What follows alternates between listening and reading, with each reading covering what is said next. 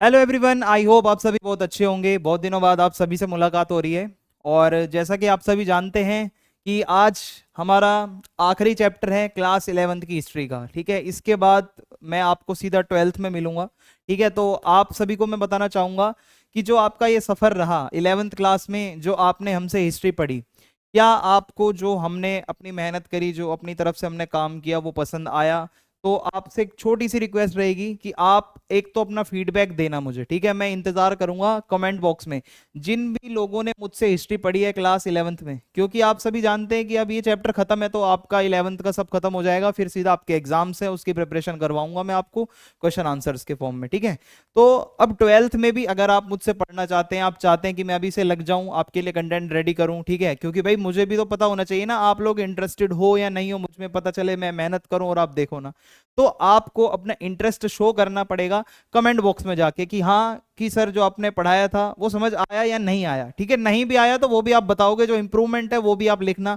हम कोशिश करेंगे कि उसके ऊपर काम करेंगे। और आपको 12th क्लास में, ठीक है, जो आपकी बोर्ड क्लास होगी, आपको पता है हिस्ट्री उसमें बहुत लंबी चौड़ी होती है, तो मैं आपको बहुत अच्छे से करवाऊंगा अगर आप इसका सही फीडबैक देते हो। ठीक है, तो ये आपके लिए छोटा सा मैसेज था, इस पे गौर करना। वैसे मैं हर वीडियो में ये कहता नहीं हूँ, बट लास्ट वीडियो थी तो मैंने सोचा कि आपसे फीडबैक लेना जरूरी है, क्योंकि फीडबैक बुरा नहीं होता, नेगेटिव हो या पॉजिटिव हो, उससे हमें कुछ सीखने को मिलता है। तो आज का जो हमारा चैप्टर है वो है पाथ्स टू मॉडर्नाइजेशन। और इसकी इजी एक्सप्लेनेशन मैं आप सभी को करवाऊंगा, जैसा कि हम करते हैं बहुत इजी वे में। फ्री पीडीएफ नोट्स आप सभी को दे दूंगा भाई, आप परेशान मत होना। जितने भी पीडीएफ्स हैं ऑलरेडी मैंने डाल रखी हैं, जो रह गई हैं वो भी डाल दूंगा आज ही। ठीक है, तो आप ये देख लो। अब हम आगे बढ़ते हैं, तो अगर आपकी कोई क्वेरी होती है तो इंस्टा पे आप मैसेज कर सकते हो। यूजर नेम आप सभी के सामने दिया ही हुआ है। और जो आपके पीडीएफ नोट्स हैं वो मिलेंगे टेलीग्राम चैनल पे। ठीक है, टेलीग्राम चैनल है क्लास 11 ESP, यहाँ पे आप चले जाना, पीडीएफ आपको वहां मिल जाएंगी। तो सबसे पहला टॉपिक है हमारा east Asia in the early 1800s। ठीक है, तो अगर मैं आपको बताऊं जो हमारा इंडिया है वो भी एशिया में आता है, और ये जो ईस्ट एशिया वाला पार्ट है इसके अंदर आप देखोगे आपका south Korea, north Korea, China, Japan, ठीक है, और ये सारी चीजें, ताइवान वगैरह, ये सब आता है। तो आज का जो हमारा चैप्टर है वो बेसिकली इन्हीं सब देशों की कहानियां हैं। कोरिया की स्टोरी कैसी है, चाइना की क्या स्टोरी है, जापान की क्या स्टोरी है, ताइवान की क्या स्टोरी है। तो आपको इन्हीं कंट्रीज के बारे में समझना है कि यहाँ पे मॉडर्नाइजेशन कैसे हुआ, ये लोगों ने अपने आप को चेंज कैसे करा। तो पहला टॉपिक है यहाँ पे China's power and Japan isolation. होता क्या है, in the early 19th century China was the dominant force in East Asia under the Qing dynasty. अगर आप ईस्ट एशिया की बात करोगे तो चाइना बहुत मजबूत, आप कह सकते हो, एक पावर थी, और वहां पे जो रूल था वो किंग डायनेस्टी का था। चाइना अपीयर्ड स्टेबल, चाइना बहुत स्टेबल था, वाइल जापान स्टेड आइसोलेटेड, लेकिन जो जापान है वो सभी से दूर रहता था, ठीक है, थोड़ा दूरी बना के रखता था, and close to most foreign influence. ठीक है, और इस तरीके से मैं अगर आपको बताऊं, जापान थोड़ा सा सबसे दूर रहने वाला था, लेकिन जो आपका चाइना है वो एक पावरफुल फोर्स थी ईस्ट एशिया के अंदर। तो चाइना इस तरीके से, थोड़ा सा एक बैकग्राउंड में आपको समझा रहा हूं।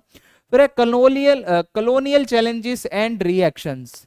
तो China face growing pressure from western colonial powers. जो वेस्टर्न कंट्रीज हैं वो चाइना के ऊपर लगातार प्रेशर डाल रहे थे, ठीक है, बट चाइना सही तरीके से रिस्पॉन्ड नहीं दे पा रहा था उस प्रेशर का, क्योंकि वेस्टर्न पावर बहुत ज्यादा मजबूत थी। ठीक है, जितने भी वेस्टर्न कंट्रीज थी, तो यूरोपियंस हैं जैसे ब्रिटिशर्स हैं, वो हमेशा से चाइना को दबा के रखना चाहते थे। ठीक है, इवन आज भी।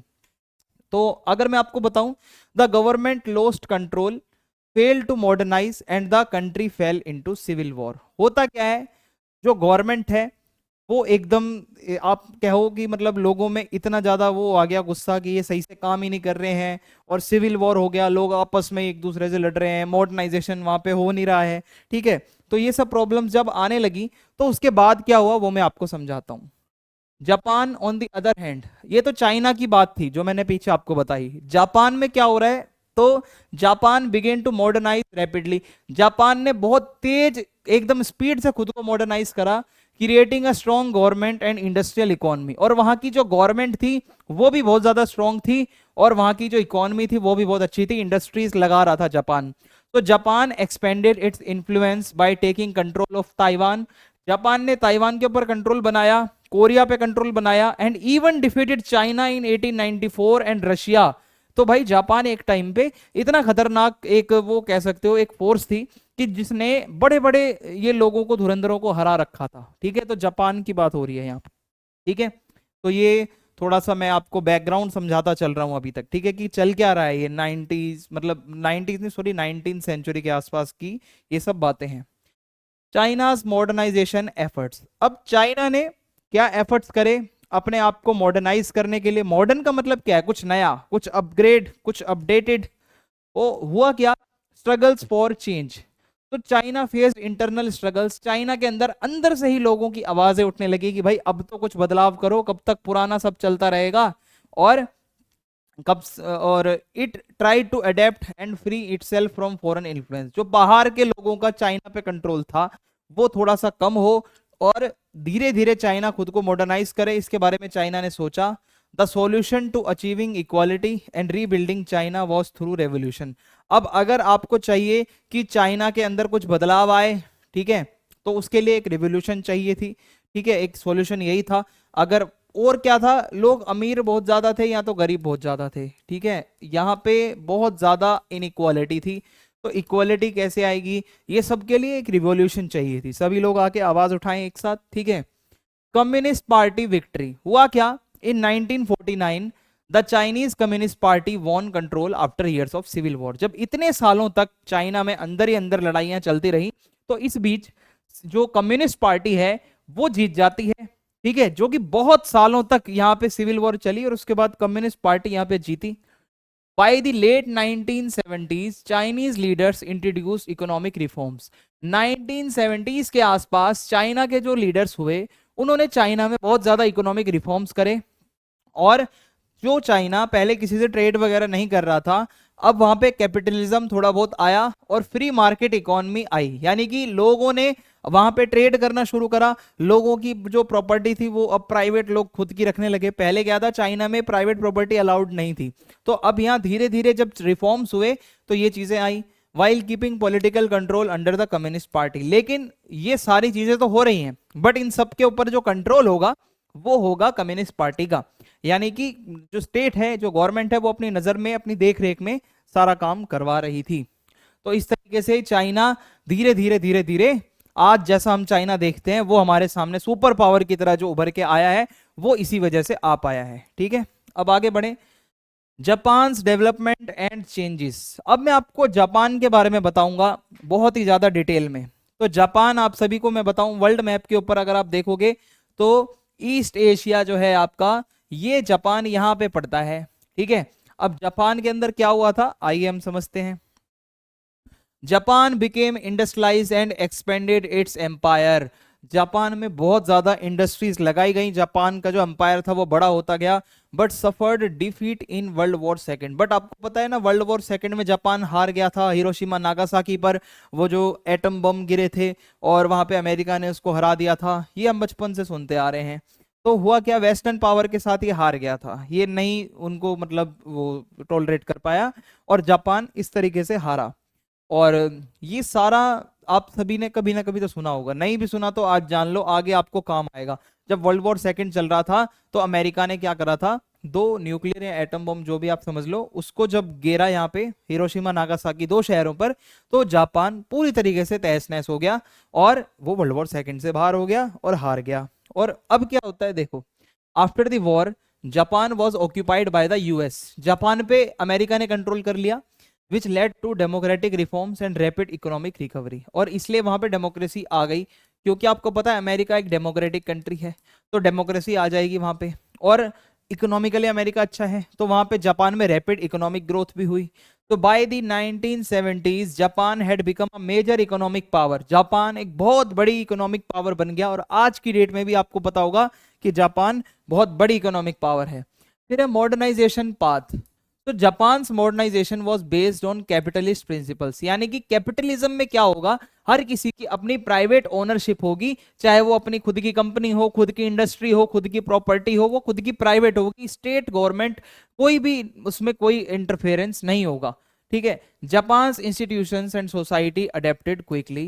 ठीक है, helping the country develop rapidly while resisting western domination. Japan के जितने भी इंस्टीट्यूशंस थे और जो सोसाइटी थी, उसने मॉडर्न जितने भी चैलेंजेस थे उन सभी को देखा, सभी चीजों को अडेप्ट कर लिया बहुत जल्दी से, जिसकी वजह से जापान जो कंट्री है वो बहुत तेजी से आगे बढ़ी।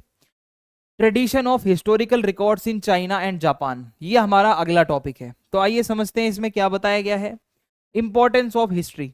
तो देखिए भाई, हिस्ट्री बहुत ज्यादा जरूरी होती है। Both China and Japan valued historical records, China हो या जापान हो, दोनों को ही हिस्ट्री लिखना बहुत पसंद था और उसकी वो वैल्यू समझते थे। As history was seen as essential for guiding rulers, यानी कि अगर आज से 400 साल पहले हिस्ट्री लिखी गई होगी तो आज की डेट में जो रूलर बनेगा वो 400 साल की हिस्ट्री पढ़कर बहुत नॉलेज ले सकता है, तो उसको गाइड एक मतलब मिल जाएगा, है ना। फिर है Sima Qian was a major historian in China. China की जब बात करते हैं हिस्टोरियंस की तो एक नाम आता है सीमा क्वान। सीमा क्वान बहुत बड़े हिस्टोरियन रहे हैं चाइना के।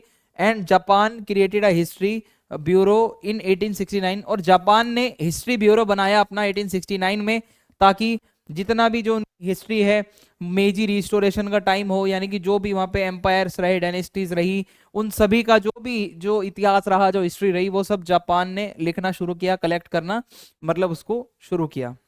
तो ये दो नाम याद रखना। लिटरेचर एंड रिकॉर्ड्स, तो बोथ कंट्रीज यानी कि China and Japan produced many written works, बहुत ज्यादा रिटन वर्क देखने को मिलता है, चाहे वो ऑफिशियल हिस्ट्री हो प्रॉपर जो लिखी जाती है, डॉक्यूमेंट्स हो, पॉपुलर कुछ बुक्स हो या रिलीजियस टेक्स्ट हो, ये सारी ही चीजें आपको अच्छी खासी इंफॉर्मेशन दे देंगी उस टाइम की।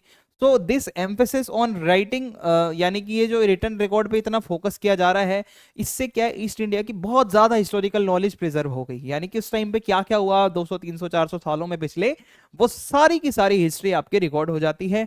ये एक फायदा है सबसे बड़ा, ठीक है। कुछ इस तरीके से हिस्ट्री राइटिंग होती है और उसको फिर संभाल के रखा जाता है, ठीक है। ये आपको यहां तक समझ आ रहा होगा। अब हम आगे बढ़ते हैं।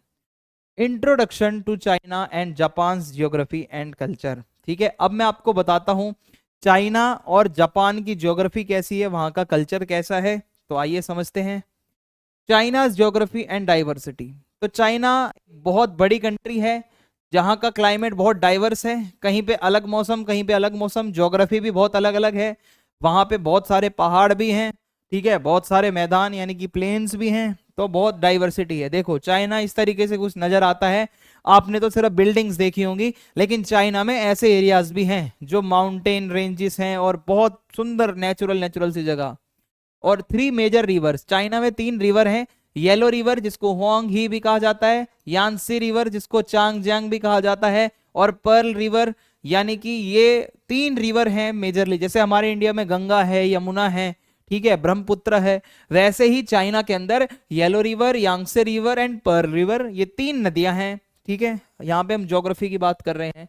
The main ethnic group is हान चाइनीज, जो सबसे मेन एथनिक ग्रुप है चाइना का वो है हान Chinese, with several other nationalities like the Uyghur, हुई, मांचू एंड तिब्बतन। ये सभी लोग मिलकर चाइना बनाते हैं। कुछ लोग ऐसे हैं जो तिब्बतन हैं, कुछ लोग ऐसे हैं जो मांचू हैं, कुछ हुई हैं, कुछ उइघुर हैं, ठीक है, और कुछ हान हैं। तो ये सभी लोग मिलकर चाइना बनाते हैं।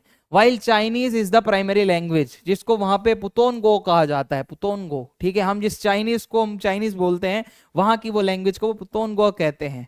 There are also regional dialects, कुछ वहां पे बोलियां भी हैं, सच एज द कैंटनीज जिसको यू कहा जाता है, एंड शंघाइनीज जिसको वू कहा जाता है, और कुछ छोटी मोटी लैंग्वेजेस भी हैं।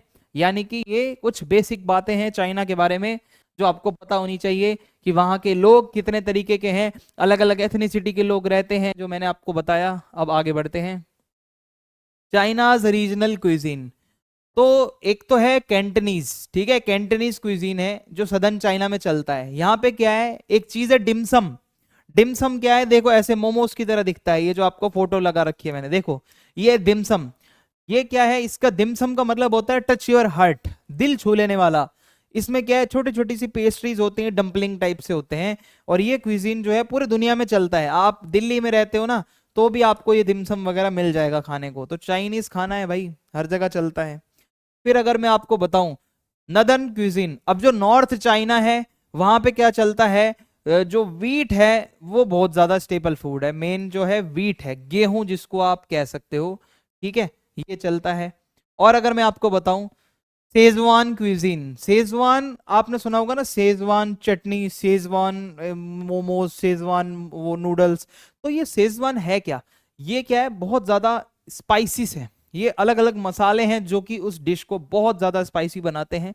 Influenced by Buddhist Monks and Portuguese traders who introduce chillies along the silk road. जो ये पोर्चुगीज लोग थे और जो मॉन्क थे, ये चाइना में ये सब चीजें लेकर आए थे, जो कि बुद्धिस्ट मॉन्क वगैरह भी इसमें शामिल थे इस चीज को लाने में। फिर है ईस्टर्न चाइना का क्यूजिन। ईस्टर्न चाइना में चावल और गेहूं, ठीक है, ये दो चीजें बहुत ज्यादा चलती हैं जो मैंने आपको बताया, व्हीट एंड राइस। जापान की ज्योग्राफी की बात करें तो Japan is a chain of islands. यहाँ पे छोटे छोटे छोटे छोटे बहुत सारे आइलैंड्स हैं जो मिलकर जापान बनाते हैं, जिसमें है होनशू, क्यूशू, शिकोकू, होकाइडो, ठीक है, प्लस द ओकिनावन आइलैंड। तो ये सब मिलकर जापान बनाते हैं। नाम फिर से बता दूं आपको, Honshu, Kyushu, Shikoku and Hokkaido and Okinawan island. ये होकाइडो वगैरह आपने अगर कभी सुना हो ना, एक वो कार्टून आता था जो डोरीमोन, उसमें बहुत नाम आता है ये सब होकाइडो वगैरह, वो वहीं की शूटिंग है वो सारी, ऐसा वो जो एरिया है जापान का ही है, ठीक है। तो ये होकाइडो वहां से मुझे याद आ गया, नॉस्टैल्जिया, ठीक है। और ओकिनावा आइलैंड, ये सारे आइलैंड मिलकर जापान बनाते हैं, ठीक है। तो जापान कोई ऐसा प्रॉपर ही एक पूरा पीस ऑफ लैंड नहीं है, बल्कि टुकड़ों टुकड़ों में है डिवाइडेड। फिर है मोर than half of Japan's land is mountainous, यानी कि ज्यादातर जो जापान का एरिया है वहां पे पहाड़ वगैरह हैं। और एक चीज और बता दूं, जापान में अर्थक्वेक बहुत आते हैं, ठीक है। वो ऐसी जगह पे लोकेटेड है जहां पे अर्थक्वेक बहुत ज्यादा आते हैं, तो वहां की जो बिल्डिंग है ना, अब लोग अपने घर इस तरीके से बनाते हैं कि अर्थक्वेक आ जाए तो ज्यादा नुकसान ना हो, इतनी जल्दी घर वो एकदम टूटे ना। Most of the Japanese population is Japanese with small Ainu and Korean communities. तो आइनू और कोरियन दो अलग अलग कम्युनिटी भी जापान में रहती है, बट जो मेजोरिटी है वो जापानीज लोगों की ही है। Many Koreans were brought to Japan as labourers during Japan control of Korea. जब जापान ने कोरिया पे कंट्रोल कर रखा था तो बहुत सारे कोरियन लोगों को जापान में लेबर के तरह लेके आए थे वो लोग, जो कि अब यहीं सेटल हो चुके हैं। जैपनीज फूड ट्रेडिशंस, अब जापान में खाना कैसा चलता है देखो। Japan has less of a tradition of raising animals for meet. Japan में मीट वगैरह थोड़ा कम है। Instead rice is the staple, चावल बहुत ज्यादा चलता है। And fish is the main source of protein, और जो मछली है वो लोग बहुत ज्यादा खाते हैं, ठीक है। फिश है और राइस है, ये बहुत ज्यादा वहां पे स्टेपल है। Dishes with raw fish like sashimi and sushi, ठीक है। ये सुशी वगैरह आपने कभी अगर नाम सुना है इसका, ये आपने कभी देखा होगा, चावल वगैरह से ही बना होता है, इसमें अंदर वो स्टफिंग कर देते हैं। और ये बहुत पॉपुलर है जापान में और ग्लोबली भी। इंडिया में भी बहुत ज्यादा सुशी वगैरह मिल जाएगी, आप किसी कैफे वगैरह में चले जाओ, मचनू का टीला दिल्ली में जो है, यहाँ यही सब मिलता है। Japan political system and society. अब मैं आपको बताता हूँ जापान का क्या सिस्टम है, पॉलिटिकल सिस्टम, और वहां की सोसाइटी कैसी है। तो देखो, पॉलिटिकल स्ट्रक्चर की बात करें तो Japan originally had an emperor ruling from Kyoto. Kyoto नाम की जगह है, वहां पे जापान का राजा बैठता था। But by the 12th century military leaders called shoguns, ये शोगुन नाम से कुछ मिलिट्री लीडर होते हैं, उन्होंने राजा को हटा के पावर अपने हाथ में ले ली, ठीक है। और वो खुद रूल करने लगे, खुद वो अपने आप को राजा बोलने लगे। देखो, ये ऐसे शोगुन्स ऐसे दिखते हैं, समुराई टाइप है ना। अगर आप वो एनिमे वगैरह देखते हो तो ये कॉमन टर्म्स हैं आप सभी के लिए, होकाइडो, समुराई और ये सब चीजें आती रहती हैं उसमें, ठीक है। और आगे बढ़ते हैं। From 1603 to 1867 the Tokugawa family held the shogun position. जो शोगुन थे यानी कि वही मिलिट्री लीडर्स, उस पे कंट्रोल अब किसका आया, तोकुगावा फैमिली का। And Japan was divided into over 250 regions controlled by lords called daimyo.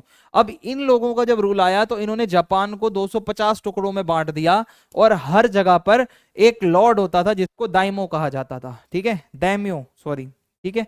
अब ये कौन होते हैं देखो, टू कीप दैम्यो अंडर कंट्रोल, ये दैम्यो लॉर्ड होते थे जो उस छोटी जगह को संभालते थे।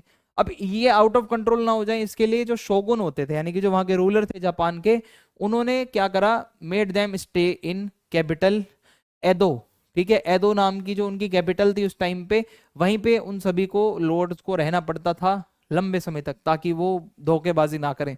तो दिस लिमिटेड देयर पावर, इसलिए उनकी पावर भी लिमिटेड थी।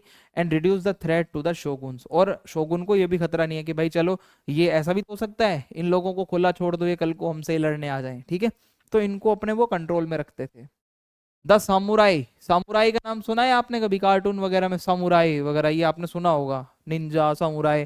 ये वॉरियर क्लास थे जो लड़ाई लड़ते थे, बहुत एलिट थे, ऊपर के लोग थे ये। और ये शोगुन्स और दैम्यो लोग जो होते थे उनकी मदद करते थे लड़ाई लड़ने में, ठीक है। तो वॉरियर क्लास है सामुराई। फिर है की changes in the late 16th century. अब मैं आपको 16th सेंचुरी में कुछ जो चेंजेस हुए वो बताता हूँ। The samurai become the only class allowed to carry swords। जो सामुराई लोग होते थे जो कुछ इस तरीके से दिखते हैं, मैंने अभी भी आपको दिखाया था, ये अकेले लोग बचे जिनको इजाजत है, जिनको अलाउ है कि वो तलवारें लेकर घूमेंगे। Which maintain peace by ending local wars. तो इससे क्या हुआ, लोकल वॉर्स खत्म हो गई और थोड़ा पीस मेंटेन हुई, है ना, क्योंकि तलवारें बस यही रख सकते थे। तो daimyo had to live in the capitals of their domains, ये मैंने आपको बता दिया। Which gave them some autonomy, कुछ पावर थी दैम्यो लॉर्ड्स के पास में, लेकिन फिर भी वो शोगुन के अथॉरिटी के अंडर ही रहते थे। ये तो मैंने आपको बता दिया है। Growth of cities and economy, ठीक है। अब मैं आपको बताता हूँ कैसे धीरे धीरे सिटीज की और इकोनॉमी की ग्रोथ हुई।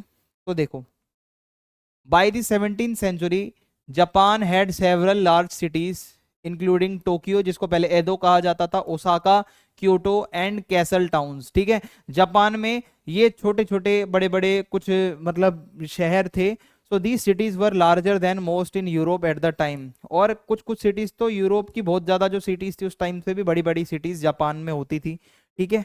और ऐसा दिखता है जापान कुछ, ठीक है। आज की डेट में अगर आप जाओगे तो एकदम डेवलप्ड हो चुका है, बहुत आगे बढ़ चुका है। City growth led to a strong commercial economy. जब सिटीज की ग्रोथ हुई तो क्या हुआ, इकोनॉमी बहुत अच्छी बन गई, फाइनेंशियल सिस्टम बहुत अच्छा हो गया जापान का। और हुआ क्या, एक शिफ्ट आया यहाँ पे, where merit became more valued than status. अब लोगों ने, जापान के लोगों ने, जिसमें टैलेंट है ना उसको वैल्यू करना शुरू करा। सोसाइटी में कोई ऊपर हो किसका स्टेटस नीचे हो उससे फर्क नहीं पड़ता, अब वहां पे मेरिट और अचीवमेंट्स और टैलेंट के ऊपर बात होने लगी। और A lively culture developed in cities with merchants supporting the theater and arts। अब यहाँ पे जापान में थिएटर और आर्ट्स, नाटक वगैरह, उसको भी सपोर्ट मिला, मर्चेंट्स लोगों ने सपोर्ट किया।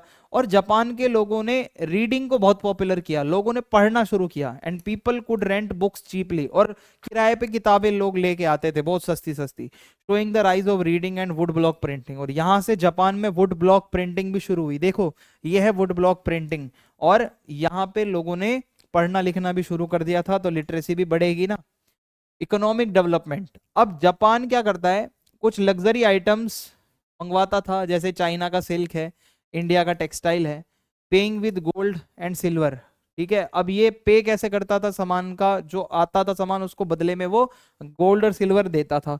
तो द तोकुगावा गवर्नमेंट, जो तोकुगावा फैमिली थी जो उसकी गवर्नमेंट थी, उसने क्या करा, मेटल का जो एक्सपोर्ट है वो कम कर दिया। क्योंकि भाई इतना ज्यादा गोल्ड सिल्वर आप दे दोगे तो इससे तो क्या होगा, इकोनॉमी आपकी ही खराब होगी ना, ये तो गलत बात है। तो इन्होंने बैन कर दिया। तो रिड्यूस इंपोर्ट, अब ये जापान लोगों को, जापानीज लोगों को समझ आ गया एक्सपोर्ट ज्यादा करना है यार, इंपोर्ट कम करना है। तो जापान ने क्या करा, खुद की अपनी सिल्क इंडस्ट्री डेवलप करी इन निशिजिन एंड क्योटो, दो शहरों में, which became famous world wide for quality, जो कि दुनिया में फेमस हो गया फिर इसका सिल्क, इसकी क्वालिटी के लिए, ठीक है। The use of money and a rice based stock market showed that Japan economy was growing and modernising. यानी कि जब धीरे धीरे जब मनी का यूज होने लगा, ठीक है, तो इससे ये पता चलता है कि भाई हाँ, अब जापान की इकोनॉमी ग्रो कर रही है और करेंसी का यूज हो रहा है, तो जापान मॉडर्नाइज हो रहा है, जापान की इकोनॉमी आगे बढ़ रही है।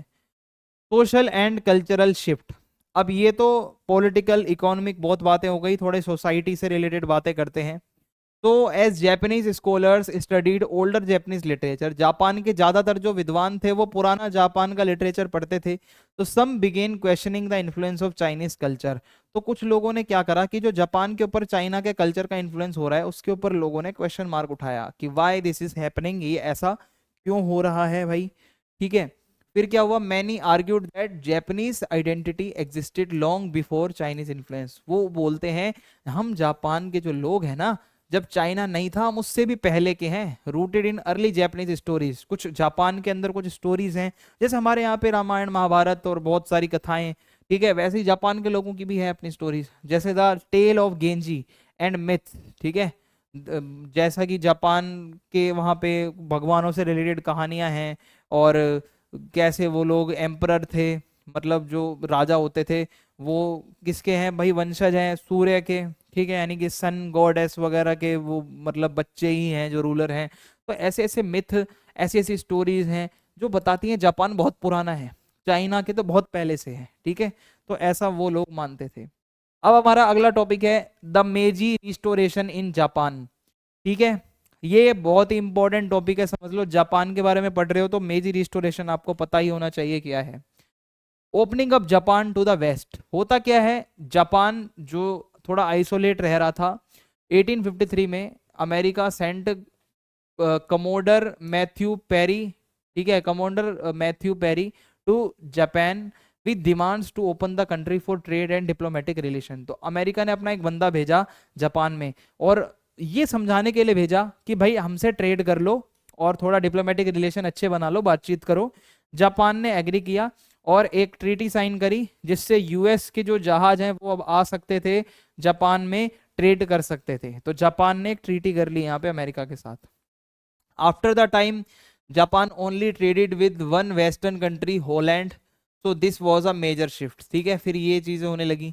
फिर Japan location was important because it was on the route to China. Japan की लोकेशन बहुत इंपॉर्टेंट है भाई, क्योंकि चाइना के रास्ते में पड़ता है, which the US saw as a key trade market. और अमेरिका को शुरू से ही लगता है कि भाई ये एक बहुत बड़ी ट्रेड मार्केट हो सकता है, अगर हमने जापान का और ये सब एरिया कंट्रोल कर लिया तो हमें इकोनॉमिक बेनिफिट्स बहुत ज्यादा होंगे।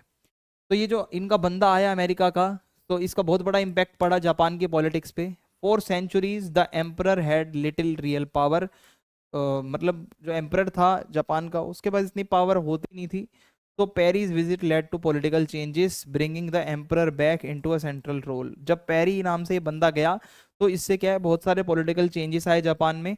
जो एम्परर है, जो राजा है, जिसका रोल खत्म हो गया था लगभग, वो वापस धीरे धीरे धीरे धीरे सेंट्रल रोल अपना निभाने लगा, राजा वापस से थोड़ा रिलेवेंट हो गया। फिर है इन 1868 a movement led by powerful reformers removed the shogun, यानी कि जो शोगुन रूलर जो मैं अभी तक आपको बता रहा हूँ, जो मिलिट्री से ही कनेक्टेड हैं, बहुत सारे लोग जो रिफॉर्म चाहते थे उन्होंने आके इनको हटा दिया, ठीक है, from power and brought the emperor to Edo. यानी कि इन्होंने क्या करा, टोक्यो में वापस से जो है अपना जो है शासन ये ले गए ये लोग जो थे, ठीक है, क्योंकि ये चाहते थे कि रिफॉर्म हो। ये शोगुन्स वगैरह ने बिल्कुल जापान को बिल्कुल एकदम समझ लो पीछे कर दिया है। फिर क्या है, एदो नाम बदलकर टोक्यो कर दिया गया, विच मीन्स ईस्टर्न कैपिटल, ठीक है, क्योंकि ये ईस्ट साइड में पड़ता था तो इसका नाम टोक्यो रख दिया गया, पहले इसको एदो कहा जाता था। तो अब ये जो रिफॉर्म करने वाले लोग थे, जो बदलाव चाहते थे, इन्होंने ये बदलाव करा, ठीक है, शोगुन्स को हटा दिया। फियर ऑफ कॉलोनाइजेशन, ठीक है, अभी हमारा अगला टॉपिक है। अगला टॉपिक है फियर ऑफ कॉलोनाइजेशन। तो Japan was aware of European power, Japan को पता था कि भाई जो यूरोपियन कंट्रीज हैं वो बहुत खतरनाक हैं, वो ज्यादा से ज्यादा लोगों को अपने अंडर रखना चाहती हैं और वो अपने बड़े बड़े कॉलोनियल एम्पायर बना रही हैं, जैसे इंडिया को अपने कंट्रोल में कर रखा था ब्रिटिशर्स ने। तो ये बहुत ज्यादा एक डरने वाली चीज थी। News about China's defeat by Britain in the opium war, आपको पता है ओपियम वॉर में चाइना हार गया था ब्रिटेन से, was widely known in Japan, Japan के लोगों को भी पता था कि भाई चाइना अभी अभी हारा है। तो was even featured in popular place, ठीक है, जो नाटक वगैरह होते थे उसमें भी दिखाया जा रहा था, लोगों को अवेयर किया जा रहा था कि भाई वेस्टर्न जो कंट्रीज हैं बहुत बेकार हैं, ऐसे ऐसे वो आके आपको हरा देंगी और सारा कंट्रोल वो अपने हाथ में ले लेंगे। तो ये सब चीजें चल रही थी, ठीक है, कि जो वेस्टर्न कंट्रीज हैं उनसे हमें डरना चाहिए, हमें अवेयर हो जाना चाहिए, लोगों को अवेयर किया जा रहा था। Many Japanese leaders believe Japan needed to modernise to avoid colonisation, ज्यादातर लोगों ने बोला जापान को थोड़ा खुद को मॉडर्नाइज करना पड़ेगा अगर ये कोलोनाइजेशन से बचना है। सो सम लीडर्स फेल्ट, कुछ लोगों को लगा, नेताओं को, Japan should learn from Europe's new ideas and system, कि भाई यूरोप से कुछ सीखो कि वो कैसे क्या कर रहा है। While others wanted to limit contact with the west, कुछ लोग कहते हैं कि भाई वेस्ट कंट्रीज को बिल्कुल छोड़ दो, अवॉइड करो, कुछ बात ही मत करो, but still adopt the necessary technology, but जो चीज़ें अच्छी हैं यूरोप वगैरह में वो सीखो उनसे, और जिससे क्या है जापान की जो आर्मी वगैरह है उसको भी मजबूत करो, अगर यूरोपियन कोई टेक्नोलॉजी है ऐसी। तो सभी नेताओं के बीच में ये बातचीतें, डिस्कशंस वगैरह होने लगे थे, ठीक है। फिर देखते हैं the push for economic and military strength. तो Japan's leaders launch a major reform effort under the slogan fukoku kyohei, यानी कि rich country strong army, Japan को अमीर बनाओ, मॉडर्नाइज करो, आर्मी को स्ट्रॉन्ग करो। तो they understood that Japan needed a strong economy and military to resist colonisation and compete with western power, कि भाई उनको पता था जापान को बहुत ज़्यादा अपनी इकोनॉमी को स्ट्रॉन्ग करना पड़ेगा, मिलिट्री को स्ट्रॉन्ग करना पड़ेगा, जिससे आप वेस्टर्न कंट्रीज से बच पाओ, ठीक है, वरना तो आप गुलाम बन जाओगे उनके। ये अचीव करने के लिए Japan needed to create a sense of national unity, इसके लिए सबसे ज़्यादा जरूरी है नेशनलिज्म का होना, सभी लोग एक हो जाएं, लोग सिटीजन जितने भी हैं वो सब सपोर्ट करें कि हाँ हमें मॉडर्न जापान चाहिए, सभी एक दूसरे के साथ खड़े हों। Building the emperor system, so Japan new leader built what they called the emperor system, लोगों ने मिलकर एक सिस्टम बनाया एम्परर सिस्टम, जहां एम्परर जो होता था और जो ब्यूरोक्रेसी यानी कि जो ऑफिशियल्स थे और जो मिलिट्री है वो सब मिलकर काम करने लगे ताकि जापान को और मजबूत किया जा सके। तो ये एम्परर सिस्टम है, ठीक है, जहां ये तीनों चारों लोग मिलकर काम कर रहे हैं जापान को आगे बढ़ाने के लिए। Officials studied European monarchies to develop a similar model, जितने भी ऑफिशियल्स थे उन्होंने यूरोप के अंदर जो राजा महाराजा थे, मोनार्की थी, उसको समझा। The emperor was considered a descendant of the sun goddess, जो सन गॉडेस है वहां की उसका डिसेंडेंट माना जाता था जो एम्परर है। तो ही वॉज रिस्पेक्टेड, इसलिए उसकी रिस्पेक्ट होती थी as a symbol of Japan ancient roots, ठीक है। So while also leading Japan modernisation efforts, तो इस तरीके से जापान को मॉडर्नाइज करने में इन सभी लोगों का बहुत ज्यादा रोल था जो कि डरे हुए थे वेस्ट से। द एम्परर वोर वेस्टर्न स्टाइल मिलिट्री यूनिफॉर्म्स, जो राजा होते थे ये वैसे नहीं पुराने कपड़े नहीं पहनते थे, वेस्टर्न स्टाइल कपड़े पहनते थे, military uniform. And his birthday became a holiday, जो राजा का बर्थडे होता था वो हॉलीडे होता था। And new institutions were created in his name, उसके नाम पे बहुत सारे नए नए इंस्टीट्यूशंस भी बनाए गए जापान के अंदर। Education system and national unity, अगर आगे मैं आपको बताऊं, the Meiji government created a new school system starting in the 1870s, ये जो मेजी गवर्नमेंट है इन्होंने एक नया सिस्टम स्टार्ट किया। एजुकेशन बहुत कंपलसरी कर दी गई, लड़का हो चाहे लड़की हो सबको पढ़ना है, और 1910 तक 1910 तक मोस्ट चिल्ड्रन अटेंडेड स्कूल, ज्यादातर लोग स्कूल जाने लगे, बच्चे जो थे, बहुत मिनिमल फीस होती थी, अफोर्डेबल बना दी एजुकेशन इन लोगों ने कि हर कोई पढ़े लिखे आगे बढ़े, तभी जापान मॉडर्नाइज हो पाएगा, वरना हम पीछे रह जाएंगे। So initially the curriculum was based on Western ideas, but it soon shifted to include Japanese history. ठीक है, तो करिकुलम सिलेबस जो था वो वेस्टर्न आइडियाज पे बेस्ड था, बट धीरे धीरे जापान की हिस्ट्री पढ़ाई जाने लगी और बोला गया कि भाई हाँ हमारा ये कल्चर है कि जो हमारा एम्परर है उसके लिए हम लॉयल रहें। स्टूडेंट्स को बोला गया अपने माता पिता की रिस्पेक्ट करो, अपने देश अपने नेशन के लिए लॉयल रहो और एक रिस्पॉन्सिबल सिटीजन बनो, अपने आप को ऐसा बंदा बनाओ कि आप जापान के लिए कुछ कर पाओ। The ministry of education closely controlled, जो जापान की मिनिस्ट्री थी एजुकेशन की, वो टेक्स्ट बुक को, सिलेबस, करिकुलम, टीचर ट्रेनिंग, ये सारी चीज़ों को क्लोजली मॉनिटर कर रही थी और ये मेक श्योर कर रही थी कि schools promoted these values, school में ये सब पढ़ाया जाए अच्छे से, ताकि एक नेशनल आइडेंटिटी, लोगों में देश के प्रति वो भावना जब ही जागेगी जब स्कूल में बच्चों को ये सब पढ़ाया जाएगा। फिर एडमिनिस्ट्रेटिव एंड मिलिट्री रिफॉर्म्स, अब मैं आपको बताता हूँ क्या एडमिनिस्ट्रेशन और मिलिट्री के अंदर रिफॉर्म्स हुए, आइए देखते हैं। The Meiji government reorganise Japan villages and regions to create new administrative units, अब जितने भी जापान के एरियाज थे वहाँ नई एडमिनिस्ट्रेटिव यूनिट्स बनाई गई, और ये इसलिए कि ताकि भाई with enough resources to support local schools, जो छोटे मोटे स्कूल हैं वहाँ पे अच्छे खासे रिसोर्सेज पहुँचे, हेल्थ फैसिलिटीज अच्छे से पहुँचे, मिलिट्री रिक्रूटमेंट अच्छे से हो, ज़्यादा से ज़्यादा मिलिट्री में लोगों को शामिल किया जा सके, इसलिए एडमिनिस्ट्रेशन दोबारा से नया किया गया थोड़ा सा, ठीक है, रीऑर्गेनाइज किया गया।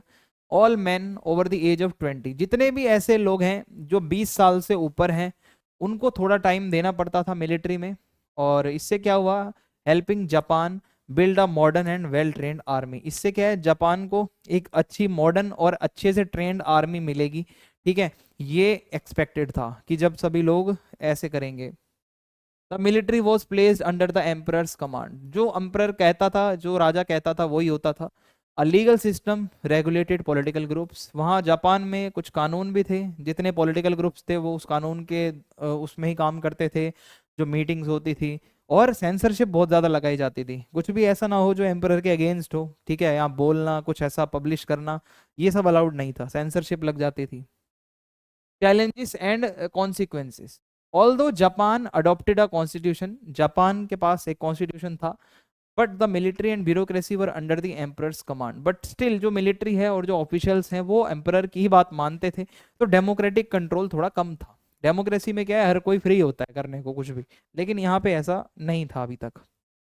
A conflict due between Japan's democratic aspirations, ठीक है, represented by the constitution and it's strong independent military. हुआ क्या, एक कॉन्फ्लिक्ट हुआ, एक तरफ वो लोग थे जो जापान में डेमोक्रेसी चाहते थे, एक तरफ वो लोग थे जो इंडिपेंडेंट मिलिट्री चाहते थे। So the military's power allowed it to push for expansionist policies. लोगों ने बोला अगर मिलिट्री को सपोर्ट करोगे तो जापान का एक्सपेंशन होगा और जगहें हमारे अंदर आएंगी, हम सेफ रहेंगे और नई टेरिटरीज आएंगी और जापान का इन्फ्लुएंस बढ़ेगा। डेमोक्रेसी की तरफ जाओगे तो बेटा कमजोर पड़ जाओगे। तो this expansion led to wars with China. सबसे पहले चाइना से वॉर होती है, फर्स्ट सीनो जापानीज वॉर, फिर रशिया के साथ वॉर होती है, रूसो जापानीज वॉर, और दोनों में ही जापान जीत गया। तो इससे मिलिट्री को और सपोर्ट मिल गया और एकदम गर्व की बात है ना, नेशनल प्राइड की। तो इससे क्या है, जापान और ज्यादा बड़ी पावर बन गया एशिया के अंदर। जो कि ये दोनों वॉर हुई तो इसमें जापान जीत गया।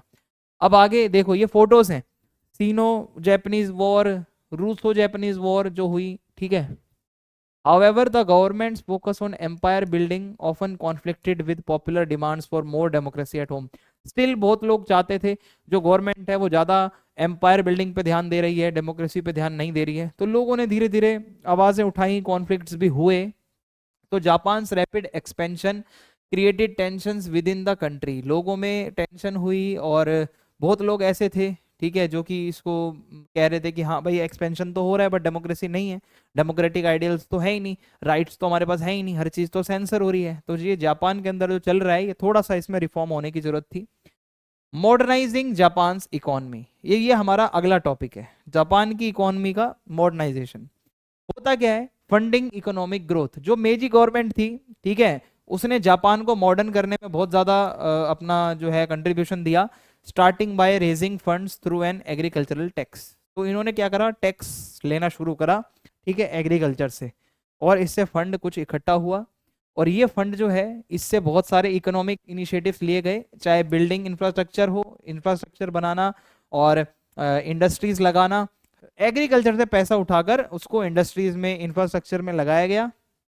और development of infrastructure and industries, तो सबसे पहले अगर मैं बताऊं, पहली जो रेलवे है यहाँ जापान में, टोक्यो से योकोहामा तक, जो कि 1870 से 1872 में बनी, इससे ट्रांसपोर्टेशन इंप्रूव हुआ। ये होने की वजह से ट्रेड वगैरह भी इंप्रूव हुआ, लोग अब इस पे बैठ के जा सकते थे सामान लेकर भी। तो the government imported textile machinery from Europe and hired foreign experts to train Japanese workers. इन्होंने क्या करा, गवर्नमेंट वालों ने बाहर की जो मशीनरी है वो इंपोर्ट करी, लोगों को बुलाया, बड़े बड़े लोगों को, जो कि यहाँ के लोगों को ट्रेन कर दें, इनको सिखा दें और कैसे पढ़ना पढ़ाना है। इस तरीके से हमारी वर्क फोर्स और ज़्यादा मजबूत हो। तो Japanese students were also sent abroad to learn new skills. Japan के बहुत से बच्चे जो हैं बाकी कंट्रीज में भी गए पढ़ने, ताकि वो कुछ नई स्किल्स सीख के आए जो जापान में नहीं थी। And support for major companies, उस टाइम की कुछ बड़ी बड़ी कंपनियां थी, गवर्नमेंट ने जिसको बहुत ज्यादा सब्सिडी वगैरह दी, टैक्स बेनिफिट्स दिए, जैसे मित्सुबिशी, आपने ये नाम सुना होगा कार वगैरह के ऊपर, मित्सुबिशी, सुमिटोमो, ये ऐसी कंपनियां थी जिससे कि क्या हुआ, ये मतलब उस टाइम पे तो ये क्या करते थे, शिप बिल्डर्स थे, नाव, बड़े बड़े जहाज वो सब बनाते थे, क्योंकि ट्रेड वगैरह के लिए तो वही चाहिए होता है ना। तो इसलिए गवर्नमेंट ने इनको पूरा सपोर्ट दिया। फिर है this shift mean Japanese trade could be carried on Japanese ships, यानी कि जापान की खुद की अपनी शिप्स होंगी जिससे जापान अपना सामान ले जाकर बेचेगा। इससे हमें दूसरों की शिप्स के ऊपर रिलाई नहीं करना पड़ेगा, हमारा अपना खुद का पूरा वो होगा। पॉपुलेशन ग्रोथ एंड माइग्रेशन, फिर क्या हुआ, जापान की जो पॉपुलेशन है वो तेजी से बढ़ी, from 35 million in 1872 to 55 million in 1920, ठीक है, पॉपुलेशन में ग्रोथ हुआ जब ये सब चीजें होने लगी। तो to ease population pressure the government encourage migration to the northern island of Hokkaido. Government ने बोला भाई नॉर्थ आइलैंड की तरफ जाओ, अब थोड़ा होकाइडो की तरफ, जहां पे बहुत सारे आइनू पीपल, आइनू लोग रहते थे। मैंने आपको बताया था जापान की डेमोग्राफी जब मैं आपको समझा रहा था, तो आइनू लोग जो रहते थे वहां पे ज्यादातर लोग वहां पहुंचने लगे। और बहुत सी ऐसी और भी लोकेशंस थी, हवाई, ब्राजील एंड जापान की जो कॉलोनियल टेरिटरीज थी जो जापान के कंट्रोल में थी, वहां लोगों को भेजना शुरू कर दिया जापान ने, ताकि ज्यादा एक जगह पे प्रेशर ना हो लोगों का। ठीक है, तो ऐसे ये आइलैंड्स वगैरह पे लोग धीरे धीरे धीरे धीरे जाने लगे। आगे बढ़ते हैं। Within Japan people increasingly move to cities as industries developed. जब धीरे धीरे इंडस्ट्रीज का डेवलपमेंट हुआ, लोगों ने शहरों की तरफ जाना शुरू कर दिया। By 1925 21% of the Japan population lived in cities. ठीक है, 1925 आते आते तक 21% जो पॉपुलेशन है जापान की वो शहरों में रहती थी। 1935 तक 32% लोग जो है वो शहरों में रहने लगे, और लगभग 22.5 मिलियन पीपल आप मान के चलो शहरों में रहने लगे। तो बहुत ज्यादा मॉडर्नाइजेशन हुआ। फिर है growth of industrial workers in Japan. ठीक है, इसको समझते हैं। इंडस्ट्रीज में काम करने वाले जो वर्कर लोग होते हैं उनकी ग्रोथ कैसे होती है। तो इंक्रीजिंग मैन्युफैक्चरिंग वर्कर्स हुआ क्या, the number of people working in manufacturing grew from 7 lakh in 1870 to 4 million by 1930। तो ये वर्कर्स का जो नंबर है ये भी बढ़ने लगा। 1913 है, सॉरी 1913 है। ठीक है, तो 1913 तक 4 मिलियन लोग हो गए भाई जो मैन्युफैक्चरिंग का काम करते थे, जो वर्कर्स लोग थे। तो most workers were in small workshops with fewer than 5 employees. ठीक है, ज्यादातर वर्कर्स जो होते थे उनके पास 5 एम्प्लॉय लगभग होते थे, और मशीनरी बहुत कम थी, इलेक्ट्रिसिटी भी बहुत कम थी। ठीक है, ये उस टाइम की बात है। और role of women in industries. अब ये जो इंडस्ट्रीज होती थी इसमें विमेन का भी रोल था, कि more than half of the workers in modern factories were women. ज्यादातर जो वर्कर्स थी वो विमेन थी। तो women led the first modern strike in Japan in 1886। सबसे पहली जो स्ट्राइक हुई, जो हड़ताल हुई, जो विमेन ने करी, वो जापान में 1886 में हुई थी। ये एमसीक्यू वगैरह में आते हैं फैक्ट ऐसे, कि पहली स्ट्राइक कब हुई थी विमेन ने जो की थी।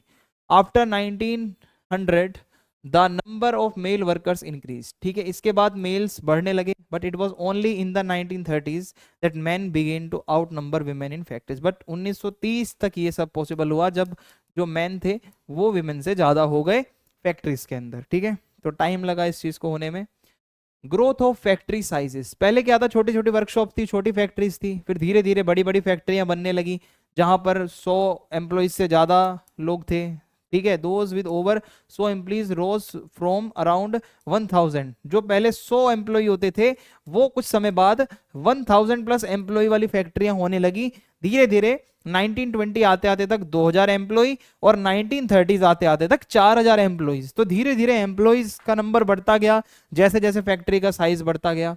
तो एनवायरमेंटल इंपैक्ट भी हुआ भाई। जब इतना इंडस्ट्रियल ग्रोथ होगा तो बहुत सारे रिसोर्सेज चाहिए आपको, टिम्बर वगैरह चाहिए, लकड़ियां वकड़ियां ये सब। तो इससे क्या होगा, एनवायरमेंट का डैमेज होगा। तो एनवायरमेंट के ऊपर नेगेटिव इंपैक्ट पड़ा, ये हम देख सकते हैं।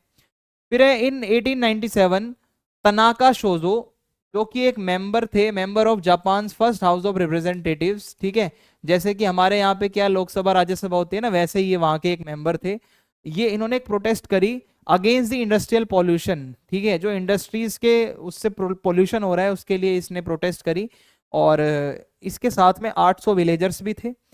ये क्या है, जापान का पहला मेजर एनवायरमेंटल मूवमेंट माना जाता है। नाम याद रखना, तनाका शोजो। इन्होंने आवाज उठाई थी पॉल्यूशन के अगेंस्ट। ठीक है, कि गवर्नमेंट कुछ एक्शन ले, गवर्नमेंट कुछ करती क्यों नहीं है। एग्रेसिव नेशनलिज्म इन जापान, अभी हमारा अगला टॉपिक है, जापान में एग्रेसिव नेशनलिज्म। तो देखिए, द मेजी कॉन्स्टिट्यूशन एंड लिमिटेड डेमोक्रेसी। तो जो मेजी गवर्नमेंट है उनके वहां पे उनका एक कॉन्स्टिट्यूशन भी था, जहां पे क्या था, कुछ ही लोगों को वोट का राइट था, सभी लोग वोट नहीं डाल सकते थे वहां पे। और एक वहां पार्लियामेंट था जिसको द डाइट कहा जाता था। ये एक ऐसी टर्म है जो जर्मन है, जो जर्मनी से आई है।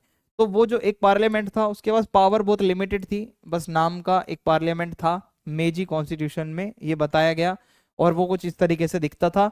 बेसिकली पार्लियामेंट में क्या, वही डिस्कशंस वगैरह होंगी और बातचीत होंगी, क्या करना है, लॉज कैसे बनने हैं।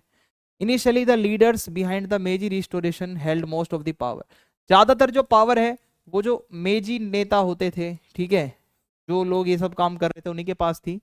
1918 से 1931 के बीच prime ministers were chosen by the people and formed governments. तो 1918 से 31 के बीच में जो प्राइम मिनिस्टर बने वो लोगों ने चुना वोट डाल के उनको, और गवर्नमेंट्स वगैरह बनने लगी। आफ्टर 1931 उसके बाद की बात करूं, so these elected leaders lost power to national unity cabinets. ठीक है, अब यहाँ पे क्या होता है कि नेशनल यूनिटी कैबिनेट नाम से एक टर्म आती है, वो क्या है, made up of the leaders from multiple parties. ये अलग अलग पार्टी के नेताओं ने मिलकर एक ग्रुप बनाया, एक स्ट्रॉन्ग गवर्नमेंट बने, ये सभी लोग इकट्ठे हो गए, और इसकी वजह से क्या हुआ, ये इलेक्टेड लीडर्स जो थे इनकी पावर खत्म हो गई, जो वोट से जीत के आए थे। फिर क्या हुआ, मिलिट्री इंडिपेंडेंस एंड कंट्रोल। तो द मेजी constitution made the emperor the head of the military. तो मेजी लोगों का जो कॉन्स्टिट्यूशन था, जो अभी गवर्नमेंट चल रही है, एम्परर को हेड बना दिया मिलिट्री का, मिलिट्री उसी की बात मानेगी। तो बाय द 1890, इसका मतलब था आर्मी और जो नेवी है वो उसका पूरा कंट्रोल होगा, navy head control separate from the government. ठीक है, तो इस तरीके से ये सब चीजें चल रही हैं।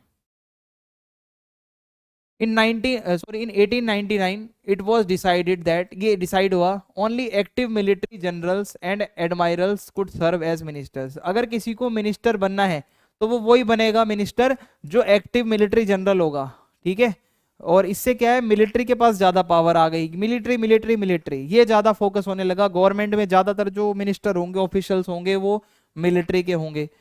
अब है growing military strength and fear of western influence, यानी कि जापान धीरे धीरे जब अपना उसका एम्पायर बड़ा होने लगा, बहुत से लोगों को फील हुआ जापान को और स्ट्रॉन्ग मिलिट्री चाहिए, ताकि ये अमेरिका जैसे जो वेस्टर्न पावर्स हैं इससे हम अपने आप को प्रोटेक्ट कर पाए, इससे हम अपने आप को बचा पाए।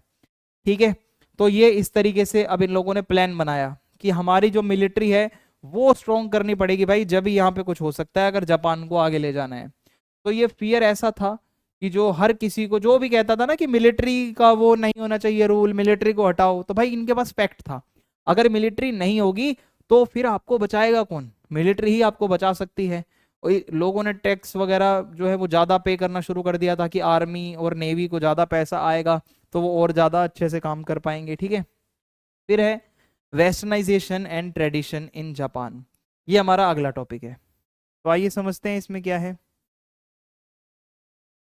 हमारा अगला टॉपिक है different views on Japan role in the world.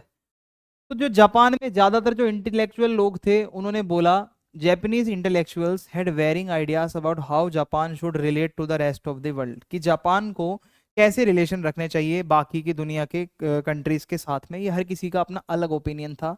कुछ लोग मानते थे कि जो वेस्टर्न कंट्रीज हैं लाइक यूरोप के देश और USA represented the peak of civilisation, ये लोग खुद को बहुत सिविलाइज्ड मानते हैं, and that Japan should aim to be like them, Japan को इन्हीं की तरह बनना है, कि जैसे ये सिविलाइज्ड लोग हैं जापान को भी इनसे सीखना चाहिए, कुछ ऐसा ही बनना चाहिए। ठीक है, तो वेस्टर्न कंट्रीज को कुछ लोग बहुत अच्छा मानते थे, बहुत सिविलाइज्ड मानते थे। ठीक है, अब आगे बढ़ते हैं।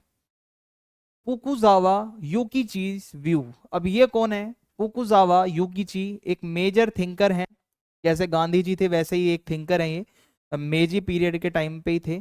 ये मानते थे कि जापान शुड एक्सपेल एशिया, यानी कि Japan should leave behind its Asian trades and adopt western ways, यानी कि एशिया की तरीके से जीना बंद करो, वेस्टर्न कंट्रीज से सीखो और वेस्टर्न कंट्रीज की तरह बनो, ऐसा ये मानते थे। ये बहुत बड़े थिंकर थे। शिफ्ट टुवर्ड जैपनीज प्राइड, हुआ क्या, the next generation of thinkers, जो आगे के थिंकर आए, उन्होंने बोला, क्वेश्चन किया, कंप्लीट वेस्टर्नाइजेशन क्या सही है, कि भाई जापान को अपनी खुद की एक वैल्यूज, खुद की प्राइड होनी चाहिए ना, वेस्टर्न कंट्री जैसा क्यों जापान बनना चाह रहा है। तो आगे के थिंकर ने ये बोला।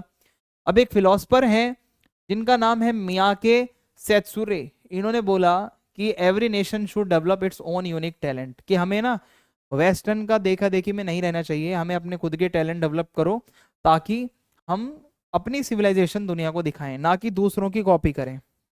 फिर है interest in western liberal ideas, कुछ लोग मानते थे कि वेस्टर्न आइडियाज हैं जैसे डेमोक्रेसी है, पर्सनल फ्रीडम है, ये होनी चाहिए, तो जापान को भी डेमोक्रेटिक होना चाहिए, ये मिलिट्री मिलिट्री ज्यादा नहीं होनी चाहिए, थोड़ा सा ये सब चीजें तो आप ले ही सकते हो ना वेस्टर्न कंट्रीज से, जो हम सीख सकते हैं।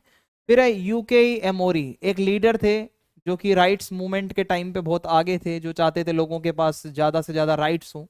इन्होंने सपोर्ट करा कॉन्स्टिट्यूशनल गवर्नमेंट को, कि भाई एक कॉन्स्टिट्यूशन बनाओ यार जिसमें सारे नियम कानून लिखो, और बोला नेचुरल राइट्स जो होते हैं, फ्रीडम वगैरह और वो सब होना चाहिए हर किसी के पास। ठीक है, तो राइट्स के लिए आवाज उठाने वाले ये आदमी थे जापान के।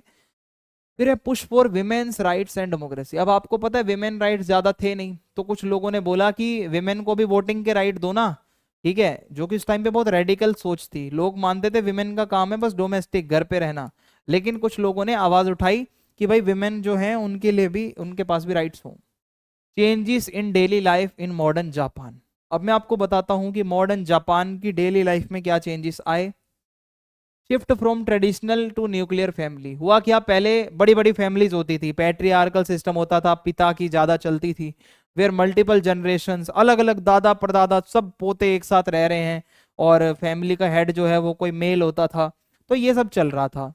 लोगों ने जैसे जैसे धीरे धीरे पैसा कमाना शुरू किया, लोग वेल्दी हुए, तो हुआ क्या, न्यूक्लियर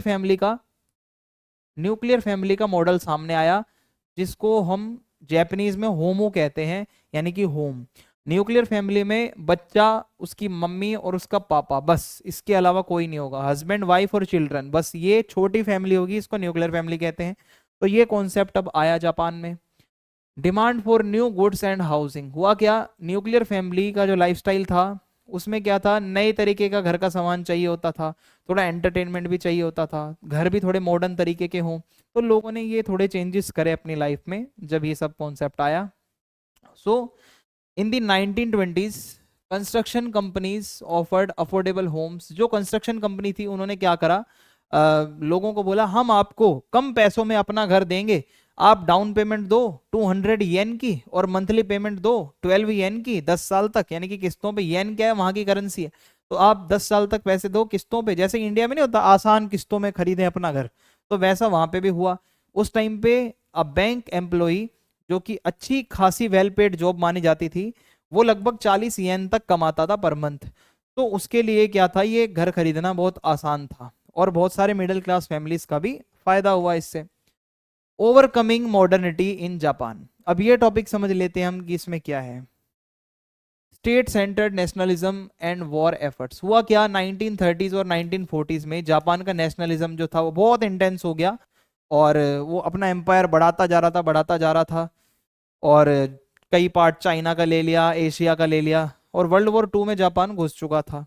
और आपको पता है कि जापान ने ही यूएसए को भी अटैक करा था पर्ल हार्बर पे, और यहाँ से फिर यूएसए ने जो उसको, भाई आप समझ सकते हो क्या किया था, ठीक है, यहीं से ही सारा वॉर ही खत्म हो गया था, जब जापान के ऊपर उसने अपने बम गिरा दिए। During this time Japanese government increase control over society. ये जो टाइम था ना वर्ल्ड वॉर वाला, जापान की गवर्नमेंट बहुत सोसाइटी पे कंट्रोल बना रही थी अपना, और जो भी लोग कह रहे थे ना लड़ाई मत लड़ो, ये मत करो, वो मत करो, सीधा उनको जेल में डाल दिया जाता था, इम्प्रिजनिंग। जो भी गवर्नमेंट के अगेंस्ट बोलेगा सीधा जेल जाएगा।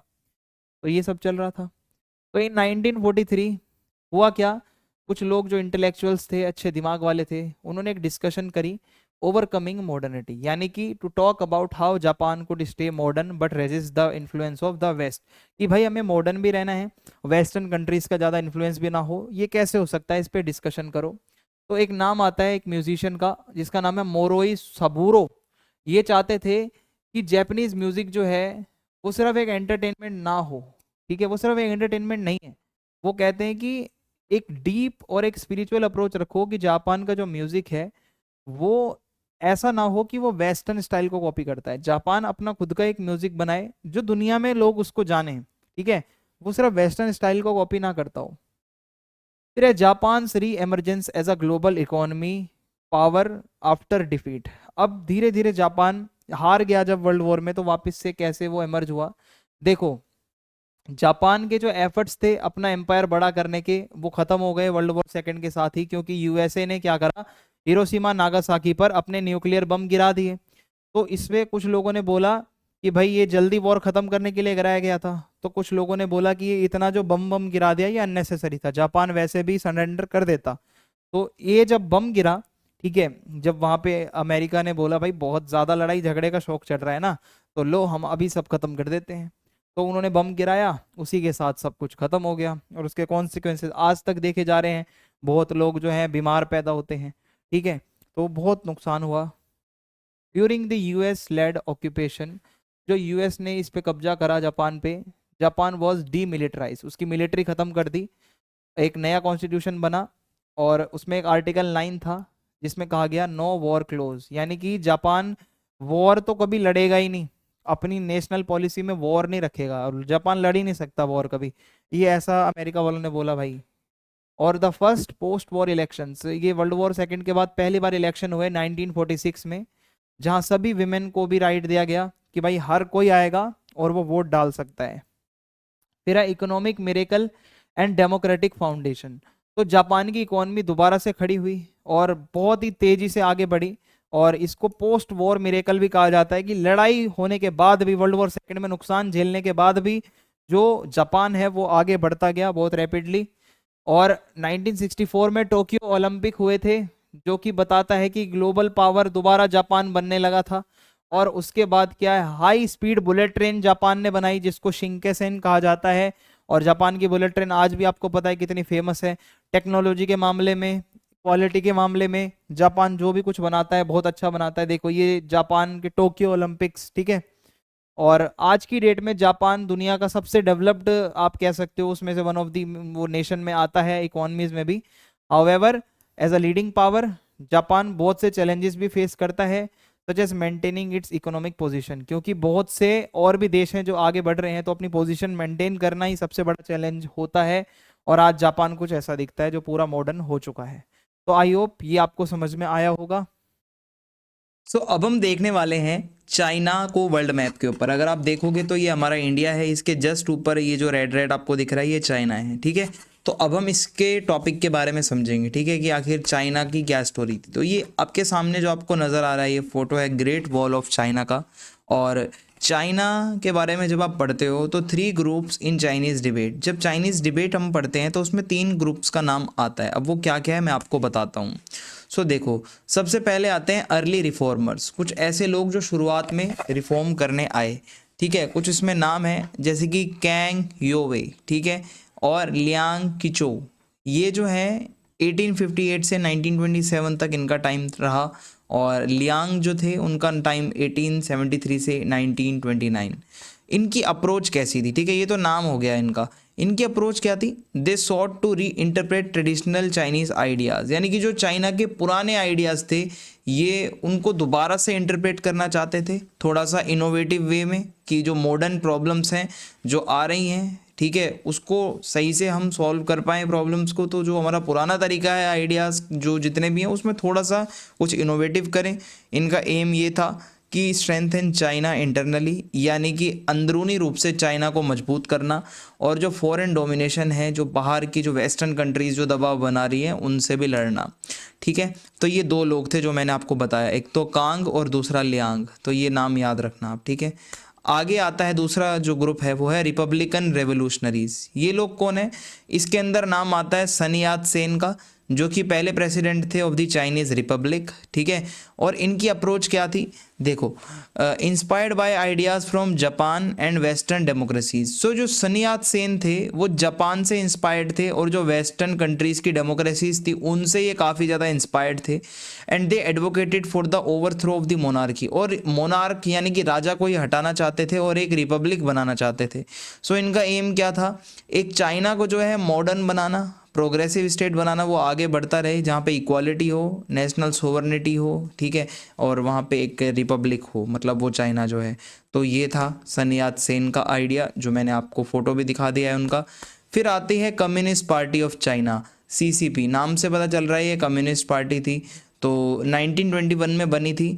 सो the communist party of China wanted to end feudal and economic inequalities. तो इनका बेसिकली यही था, सोशलिज्म को लाना है, जितनी भी इनइक्वालिटीज़ हैं वो सब ख़त्म हो, सब बराबर हों, कोई अमीर गरीब ना रहे, एक कम्युनिस्ट चाइना बनाना इनका मेन मकसद था। जो भी वेस्टर्न कंट्री का इन्फ्लुएंस है उसको हटाना। तो ये कम्युनिस्ट पार्टी का एक फ़ोटो जहाँ सभी लीडर्स बैठ के कुछ ना कुछ डिस्कस कर रहे हैं। फिर अगर हम आगे बढ़ें, early encounters with the west, ठीक है। अब मैं आपको बताता हूँ चाइना के बारे में हम पढ़ रहे हैं, तो 16 से 17 सेंचुरी की जब आप बात करते हो तो western Jesuit missionaries, Jesuit missionary कौन लोग हैं, ये वो लोग हैं जो क्रिश्चियनिटी को स्प्रेड करने अलग अलग देशों में जाते थे, जिनको जेसुइट कहा जाता था। तो Jesuit missionaries introduce sciences like astronomy and mathematics. तो ये मैथमेटिक्स और एस्ट्रोनॉमी यही लोग लेकर आए। फिर है limited initial impact but started a process of exchange between China and west. शुरू में जब ये लोग चाइना की तरफ आए तो बहुत लिमिटेड बातें होती थी, इम्पैक्ट इतना इनका नहीं था, बट एक प्रोसेस तो स्टार्ट हो गया था ना चाइना और वेस्टर्न कंट्री के लोगों का आपस में बात करना। फिर 19th सेंचुरी जब आती है सो यहाँ पे होता है द फर्स्ट ओपियम वॉर। ठीक है, ओपियम वॉर क्या है देखो मैं आपको बताता हूँ। ये 1839 से 42 के बीच पहला ओपियम वॉर था जहाँ पे China's defeat by Britain, China यहाँ पे हारता है। रिजल्ट ये हुआ कि भाई ये जब लड़ाई लड़ी गई ब्रिटेन और चाइना के बीच में तो China was forced into unequal treaties, तो उस पर इतना दबाव बना दिया कि बेमतलब की ट्रीटीज उसको साइन करवाई, ceding Hong Kong and opening ports to British trade. और इसके अलावा हांगकांग कंट्रोल में चला गया ब्रिटेन के, और जो पोर्ट होते हैं ठीक है जो समुद्र के किनारे आपको पता है जहाँ से ट्रेड होता है वो ब्रिटिश ट्रेड अच्छे से हो सके तो वो पोर्ट्स ब्रिटिशर्स के लिए खोल दिए गए। और इसलिए जो यहाँ पे उस टाइम पे जो किंग डायनेस्टी थी, क्विंग डायनेस्टी, वो वीक हो गई। ठीक है, जब ब्रिटेन ने ये वॉर जीता। फिर क्या है, क्विंग डायनेस्टी रिफॉर्म्स हमारा अगला टॉपिक है। तो कुछ लीडर्स हैं जो मैंने आपको पीछे भी इनका नाम बताया था, कांग और लियांग। ठीक है, इनका नाम याद रखना। तो कांग और लियांग ने ये चीज़ रियलाइज करी that the king system needed significant reforms. इनको पता चल गया कि भाई हम पुराने तरीके से ज़्यादा चल नहीं सकते हैं, हमें कुछ बदलाव करने पड़ेंगे। सो इनके कुछ की रिफॉर्म्स क्या रहे मैं आपको बताता हूँ। Modern administrative systems to improve governance, यानी कि एडमिनिस्ट्रेशन को थोड़ा मॉडर्नाइज करना होगा ताकि गवर्नेंस अच्छी हो। Creation of a modern army capable of defending China, China को सुरक्षित रखने के लिए एक मॉडर्न आर्मी बनानी है। Reforms in education to introduce modern subjects like science and engineering, यानी कि एजुकेशन के फील्ड में रिफॉर्म्स करने हैं। फिर establishing of local assemblies to transition towards constitutional governance, तो इनका एक ये भी था कि भाई लोकल असेंबली बनानी है जहाँ लोकल एरिया के जो लोग हैं वो आपस में बैठ के डिसीजन मेकिंग का काम करें, तो इससे क्या है कि एक कॉन्स्टिट्यूशनल गवर्नेंस आए। मेनली इनका ऑब्जेक्टिव यही था कि चाइना को कॉलोनाइज होने से बचाना और मॉडर्न जो चीज़ें चल रही हैं उसको भी एक्सेप्ट करना। ठीक है, फिर है यहाँ पे नेगेटिव एग्जाम्पल्स ऑफ कॉलोनाइजेशन। अब यहाँ पे 2 एग्जाम्पल मैं आपको बताऊंगा कि अगर कॉलोनाइजेशन होता है तो कितना गलत होता है। तो यहाँ पे एक एग्जाम्पल पोलैंड का है। So the partition of Poland in the 18th century, ठीक है 18th सेंचुरी का टाइम था जब जो पोलैंड है उसका पार्टीशन कर दिया गया था, which erase it as a sovereign state. ठीक है, पोलैंड को जो एक टाइम पे आज़ाद एक कंट्री होती थी वो बिल्कुल ख़त्म कर दी गई, उसका पार्टीशन कर दिया। So served as a powerful warning for China, इससे चाइना को एक वार्निंग मिली कि अगर कल को इधर भी कोई कॉलोनाइजेशन हो गया तो ये चाइना को भी भाई इसका भी पार्टीशन कर सकते हैं ये लोग। So by the late 19th century to Poland us, यानी कि जिसको बोलन वो भी कहा जाता है, ये एक ऐसा टर्म बन गया जिसमें ये था कि भाई चाइना वालों जाग जाओ, अगर ये हमारी सोवरेनिटी चली गई, जो हमारा राइट है, जो हम रूल कर रहे हैं चाइना पे, तो बहुत बुरा होगा। इंडिया का दूसरा एग्जाम्पल है। सो लियांग ने बताया कि इंडिया की जो कहानी है वो भी बहुत ऐसी है कि जिसको सुन के आप अपने कान खड़े कर लो। वो बताते हैं कि ये एक ऐसी कंट्री है जिसको ईस्ट इंडिया कंपनी ने डिस्ट्रॉय कर दिया। भाई सच बात है, जो कि आए तो थे ट्रेड करने बट धीरे धीरे इंडिया पे कब्जा करके बैठ गए। So he criticize the Indians for allowing this to happen. तो लियांग कहते हैं कि इंडियन लोगों ने ये ऐसा होने क्यों दिया। फिर है वो मतलब यही बताते हैं कि British use of Indian soldiers against China. वो कहते हैं कि भाई ब्रिटिशर्स आए, पहले तो ट्रेड करा, फिर इंडिया के ऊपर कब्जा कर लिया, फिर इंडिया के ही सोल्जर्स को चाइना से लड़वा रहे हैं, यूज़ कर रहे हैं आर्मी में, समझ रहे हो। फिर आता है हमारा अगला टॉपिक द ओपियम ट्रेड। अब ओपियम का मतलब आपको पता होगा अफीम जिसको हम कहते हैं। तो होता क्या है, थोड़ा बैकग्राउंड समझो इसके लिए आप।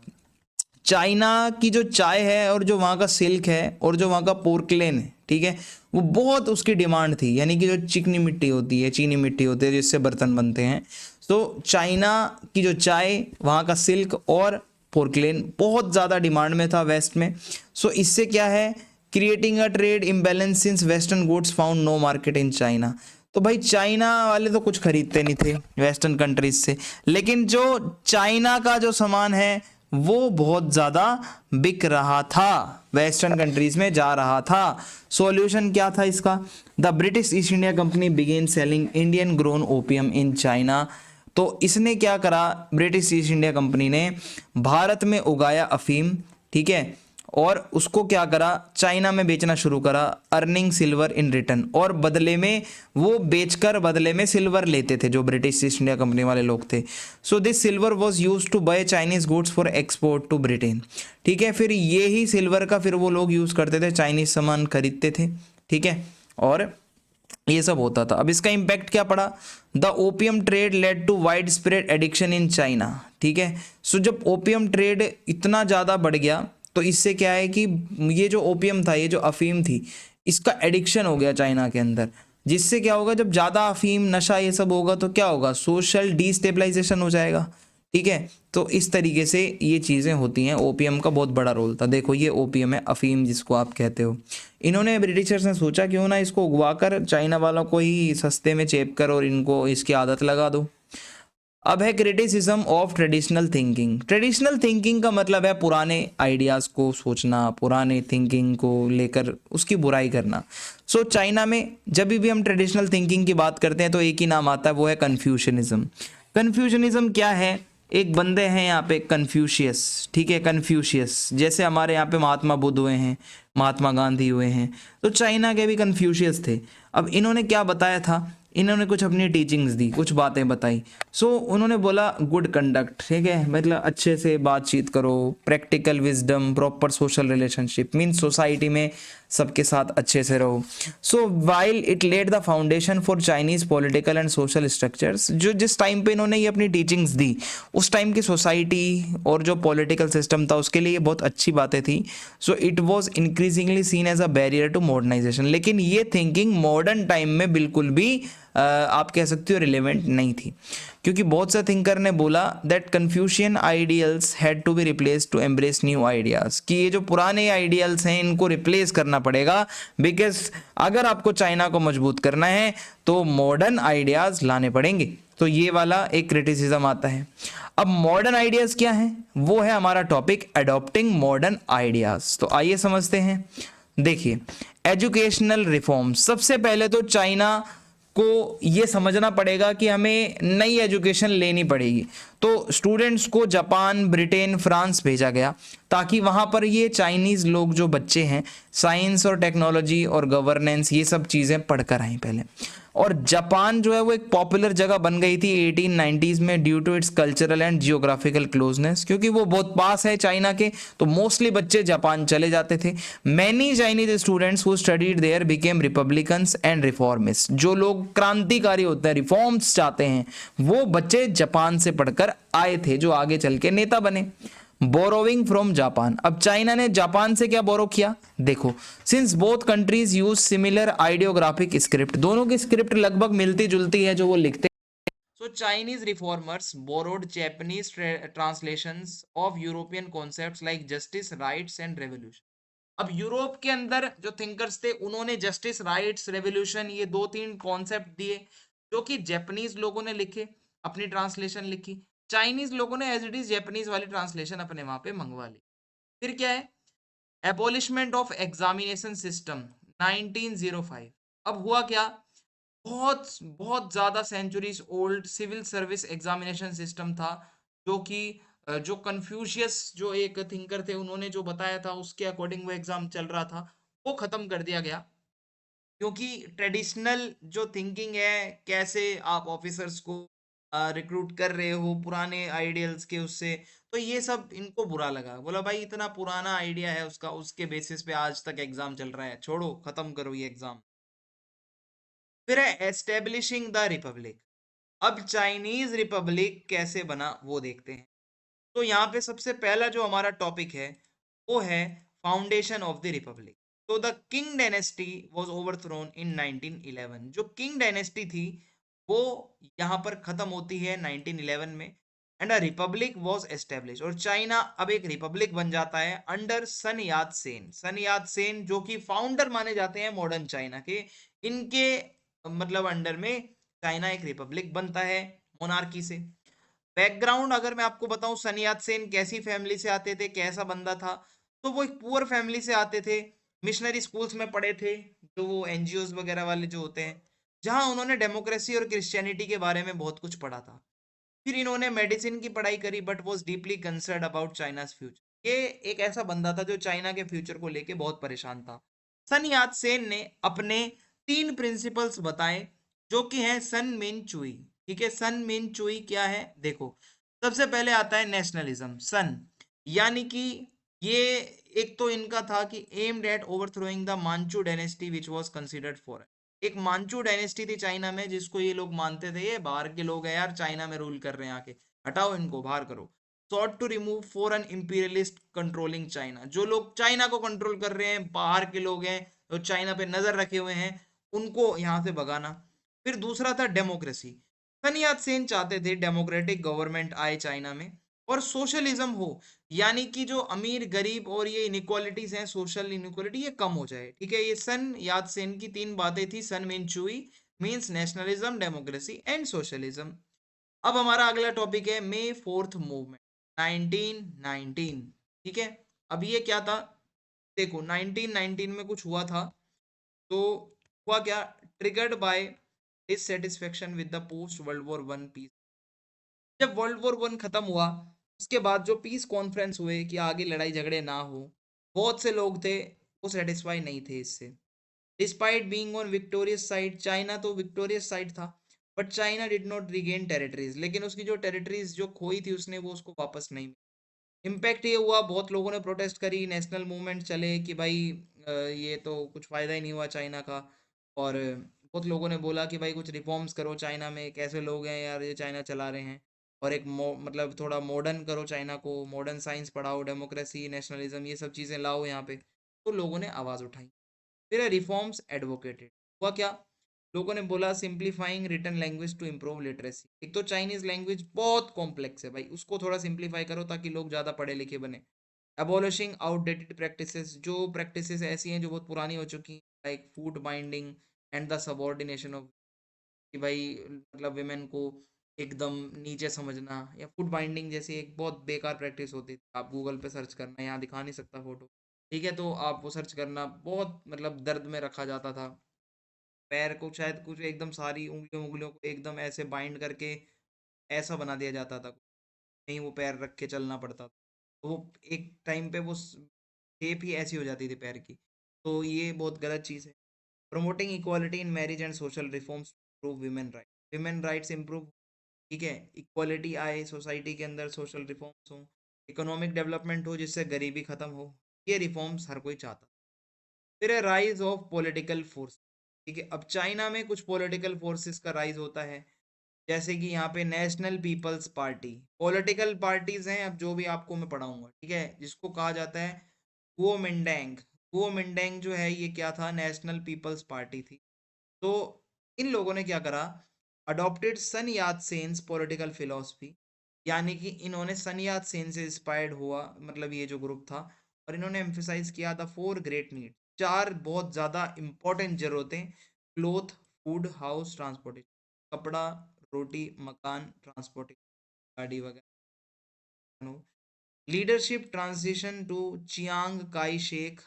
ठीक है, जब सन यात सेन की डेथ हो जाती है तो जो लीडरशिप है वो, अब नेता जो बनते हैं वो थे चियांग काई शेक। अब होता क्या है इस टाइम पे, चियांग जो थे, Chiang led military campaigns to control warlord and suppress communist. जो चियांग थे वो कम्युनिस्ट लोगों को पसंद नहीं करते थे और सप्रेस करना चाहते थे उनको। और जो वॉरलोड्स थे, जो रीजनल छोटे छोटे नेता थे, ठीक है, जो मतलब होते थे, उनको चियांग जो है वो हराना चाहते थे, दबाना चाहते थे। और एडवोकेटेड अ सेक्युलर, यानी कि चाइना एक सेक्युलर नेशन बने, rational Confucianism, encouraging discipline and militarisation of, ये चाहते थे कि सोसाइटी में ज़्यादातर लोग मिलिट्री में आ जाएं, चाइना एक सेक्युलर स्टेट बने, और थोड़ा जो कन्फ्यूशनिज्म है वो ऐसा हो कि थोड़े पुराने आइडियाज़ भी लो, थोड़ा जो कन्फ्यूशियस ने जो बताए थे और कुछ नए आइडियाज़ भी रखो, और डिसिप्लिन में। और promoted women role as home maker, इसने बोला भाई लड़कियां सिर्फ घर संभालने वाली हैं, and dictated social norms like hemline and conduct, यानी कि वही है, घर के अंदर रहो, सोसाइटी में ऐसे इसने कानून बना है जो किसी को भी पसंद। तो ये तो मतलब आपको मैं बता रहा हूँ पॉलिटिकल चेंज। अब हम आगे बढ़े, कम्युनिस्ट पार्टी ऑफ चाइना, मैंने आपको पीछे भी इसका डिस्कस किया था। तो ये क्या है, एक राइवल फोर्स है, ये उन लोगों के अगेंस्ट है, क्योंकि वो लोग क्या कर रहे हैं, कम्युनिस्टों को दबा रहे हैं, और ये तो है ही कम्युनिस्ट पार्टी। तो ये क्या कहती है, जो लोग पीजेंट हैं, गरीब हैं, किसान हैं, उनके लिए आवाज उठाती है कम्युनिस्ट लोग जो हैं, है ना।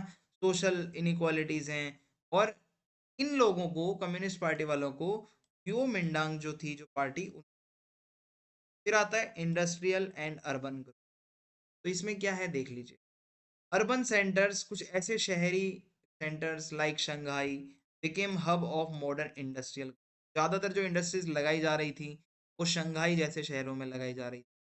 Bye 1919 an industrial working class of approximately, लगभग आप मान के चलो यहाँ पे 5 लाख लोग जो कि वर्किंग क्लास, जो इंडस्ट्रीज में काम कर रहे हैं, तो only a small percentage worked in modern industries like ship. ज़्यादातर लोग पुरानी इंडस्ट्रीज में काम कर रहे थे, मॉडर्न इंडस्ट्रीज में बहुत कम लोग। फिर है मेजोरिटी ऑफ अर्बन वर्कर्स, ज़्यादातर जो अर्बन वर्कर्स थे इंक्लूडिंग विमेन, पर पिटी ट्रेडर्स, छोटे मोटे ट्रेडर हो गए, दुकानदार हो गए, लेबर हो गए, बहुत बेकार कंडीशन। लॉन्ग वर्किंग आवर्स, लंबे समय तक काम करते थे, दिहाड़ी कम मिलती, और पुअर वर्किंग एनवायरनमेंट, एनवायरनमेंट भी ज़्यादा अच्छा नहीं होता था। इससे क्या था, कि भाई increasing individualism and discussions about women rights. अब यहाँ पे कुछ बातें उठने लगी कि भाई हर कोई अपने लिए सोचने लगा। चाइना के बारे में कौन सोचेगा जब इतने लोग परेशान हैं, लोग गरीब हैं, और वुमेन के राइट नहीं है, तो ये सब डिस्कशंस होने लगी। फिर है कल्चरल एंड सोशल चेंजेस। ठीक है, अब इसको समझते हैं। एक्सपेंशन ऑफ एजुकेशन, अब चेंजेस कुछ आते हैं।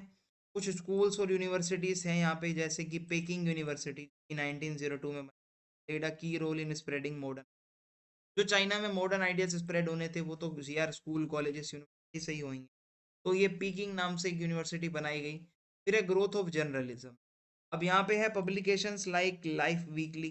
ठीक है, वीकली कुछ टाइप, कुछ टाइप, ये सब आने लगे। इसके एडिटर थे जाओ तोफिन। ठीक है, introduce readers to global leaders such as Mahatma Gandhi and Kemal Ataturk. ये क्या है कि जब ये लोगों ने पढ़ना शुरू करा न्यूज़पेपर मैगजीन्स को, जब जहाँ उन मैगजीन्स में बाहर के नेताओं जैसे महात्मा गांधी वगैरह के बारे में भी आता था, तो लोगों ने तो circulation grew from 2000 in 1926 to 2 lakh by 19, एकदम से इतने सारे रीडर आ गए, जिससे लोगों को नए आइडियाज पता चले। फिर है फेलियर्स ऑफ गियो मिंडेंग। गियो मिंडेंग के कुछ फेलियर्स रहे, क्या रहे मैं आपको बता।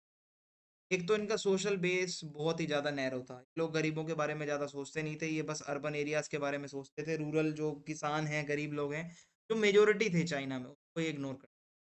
फिर अनएड्रेस्ड इनइक्वालिटी, तो इन्होंने क्या करा, इग्नोर्ड सन यात Sen of regulating capital and equalising, जो एक सोशलिज्म वाला था, ठीक है, वो तो इनको इग्नोर।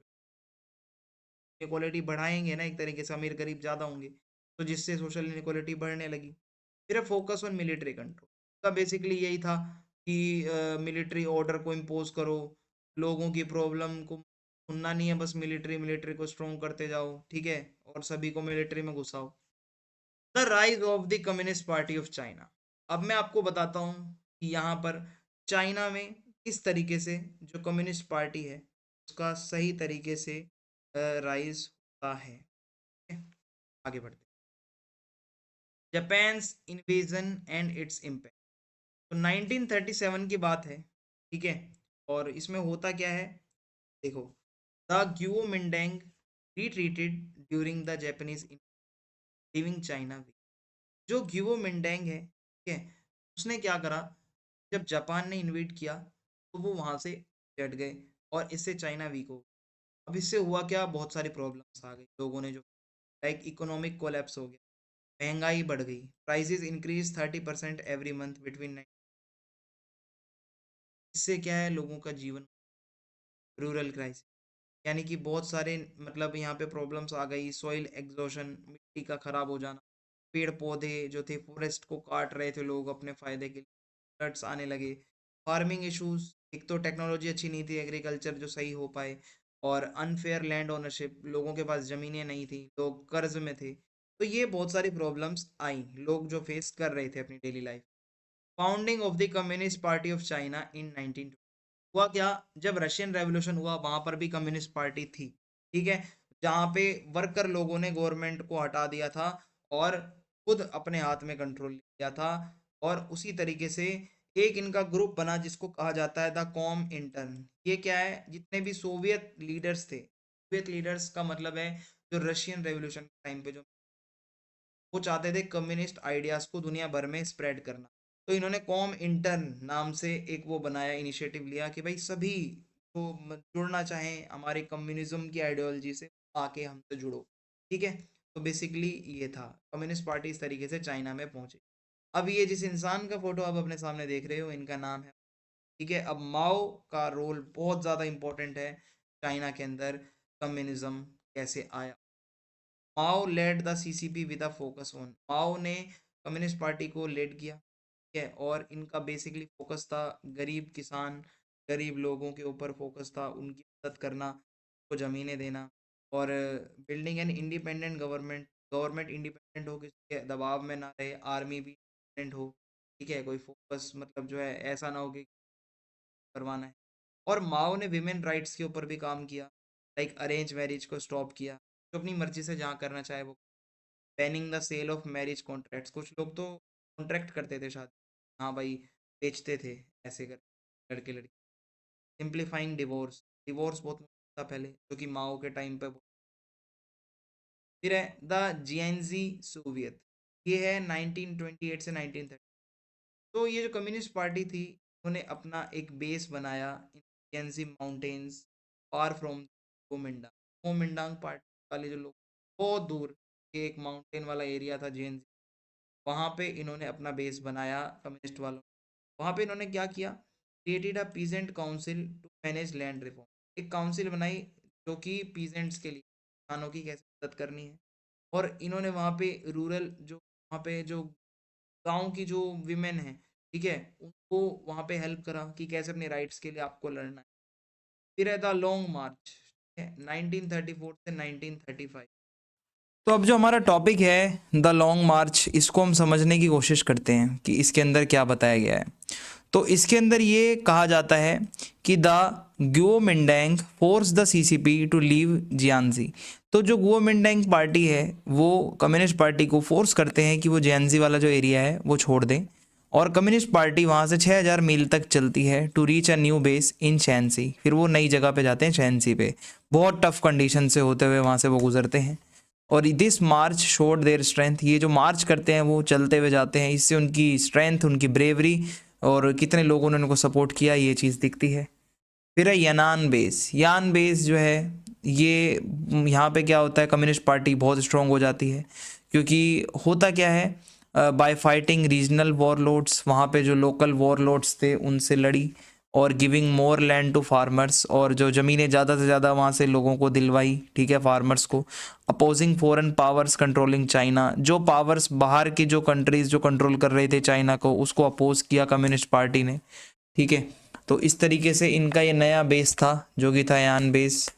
फिर है वर्किंग विद द गुओमिंडांग। अब ये तो अभी आपने देखा गुओमिंडांग और सीसीपी वाले आपस में लड़ते थे, बट हुआ क्या, during the war against Japan, ठीक है। अब जापान के साथ जब लड़ाई हुई तो सीसीपी यानी कम्युनिस्ट पार्टी और गुओमिंडांग ये दोनों ने मिलकर साथ में काम किया, और जब वॉर खत्म हुई तो सीसीपी बिकेम स्ट्रॉन्गर। तो वॉर के बाद जो कम्युनिस्ट पार्टी है वो स्ट्रांग हो गई, and defeated the Guomindang in a civil war. और एक सिविल वॉर हुआ जिसमें उसने गुओमिंडांग को डिफीट कर दिया, उसका रोल ही खत्म कर दिया, उसका पत्ता काट दिया, समझ लो, ठीक है। तो मेन पार्टी अब जो है चाइना में बच गई कम्युनिस्ट पार्टी। फिर क्या है, क्यों आखिर कम्युनिस्ट पार्टी जीती, क्योंकि पुअर जितने भी थे, फार्मर्स थे, वो सब सपोर्ट करते थे, और ये विमेन राइट्स को भी सपोर्ट करती थी पार्टी, तो विमेन का भी इनको सपोर्ट था। And gain the trust of ordinary people.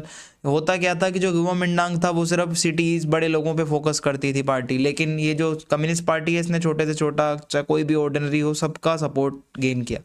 फिर है establishing the new democracy 1949 to 65। अब इसको समझते हैं कि इसमें क्या बताया जा रहा है। सो एक नई डेमोक्रेसी आती है यहाँ पे, formation of the People's Republic of China. अब एक नया देश बनेगा जो कि था 1949 में बना, People's Republic of China. China became a new country under communist rule in 1949। अब चाइना कब बना था एक प्रॉपर देश, 1949 में। What was new democracy? नई डेमोक्रेसी का मतलब क्या था? एक ऐसी गवर्नमेंट जहाँ पे सभी सोशल क्लासेस के लोग हों, ठीक है, ऐसा नहीं है कि सिर्फ एक ही सिर्फ वर्किंग क्लास के लोग हैं या बाकी सिर्फ अमीर ही लोग हैं। नो, चाइना में न्यू डेमोक्रेसी का मतलब था सभी लोग शामिल हों। The government controlled important parts of economy, but बड़ा बड़ा जो गवर्नमेंट का जो वो था कंट्रोल बड़े बड़े पार्ट्स पे था इकोनॉमी के, यानी कि सोशलिज्म में जैसा होता है।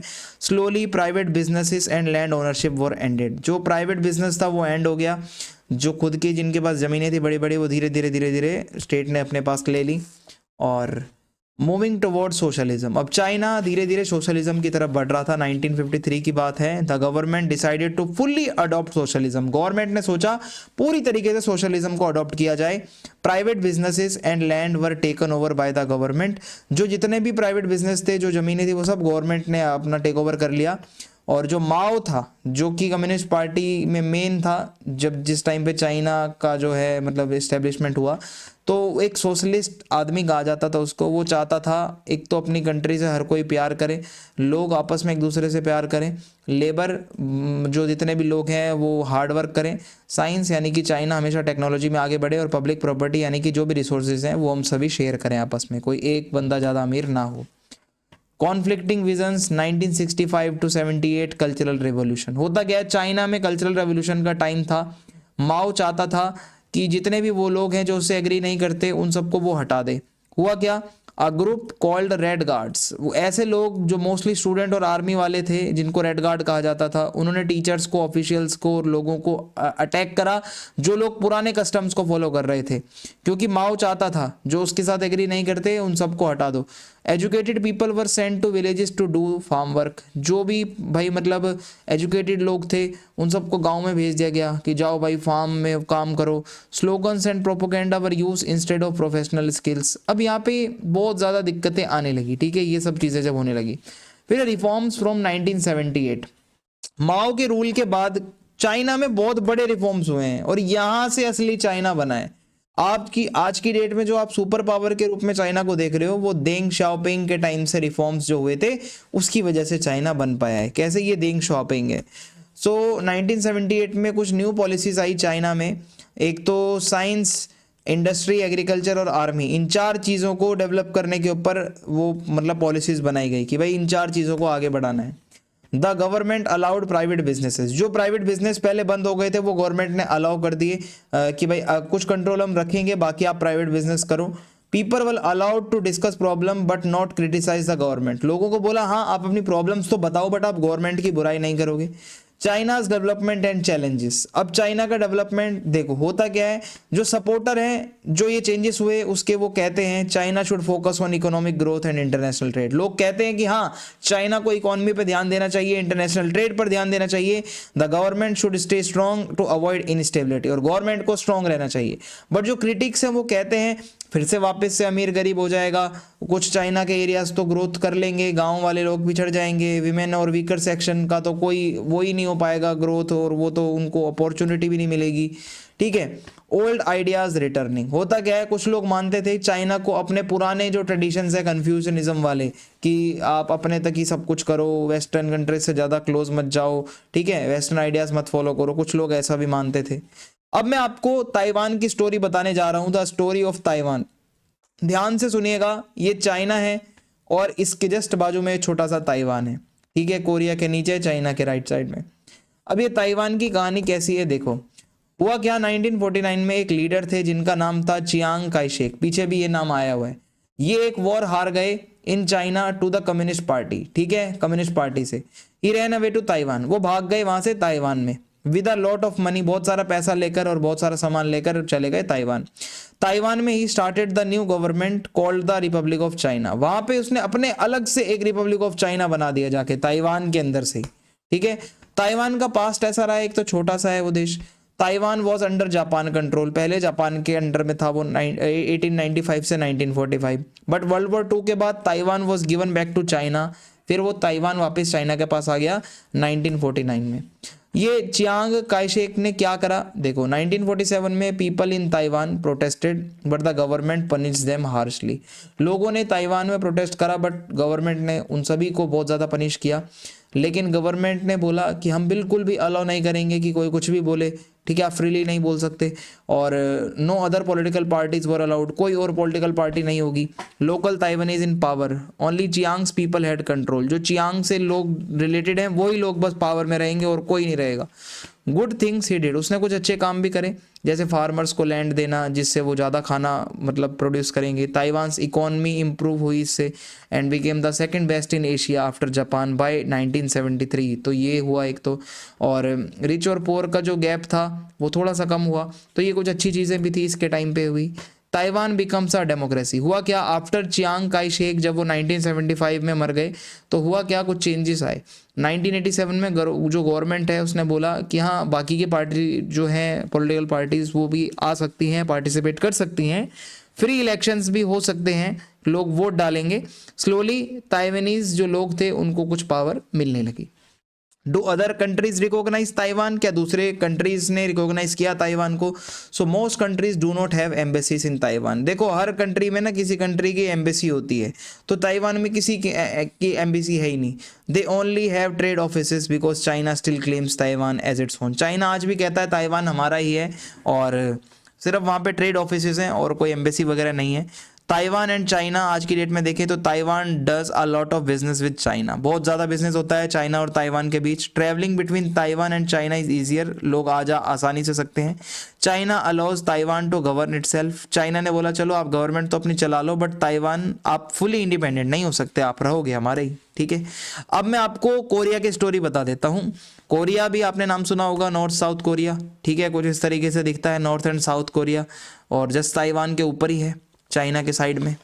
हुआ क्या, before Japan took control Korea was ruled by the Joseon dynasty, ठीक है। 1392 से 1910 तक जोसियन डायनेस्टी का रूल था वहाँ पे, और इस डायनेस्टी के टाइम बहुत प्रॉब्लम्स आई, लाइक इंटरनल फाइट्स बहुत ज़्यादा थी कोरिया में, पॉलिटिकल इश्यूज बहुत ज़्यादा थे, बहुत ज़्यादा प्रेशर था अदर कंट्रीज़ का, चाइना जापान और वेस्टर्न नेशंस का, कि भाई ये करो वो करो ये करो वो करो।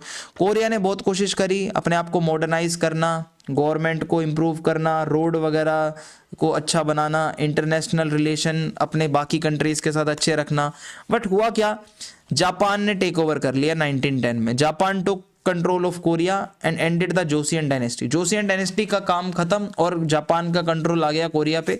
कोरियंस बिल्कुल भी खुश नहीं थे, बिकॉज जापान जो है वो उनको फोर्स कर रहा था अपना जापानीज कल्चर फॉलो करने के लिए, और उनकी खुद की गवर्नमेंट के लिए अलाउ नहीं कर रहा था।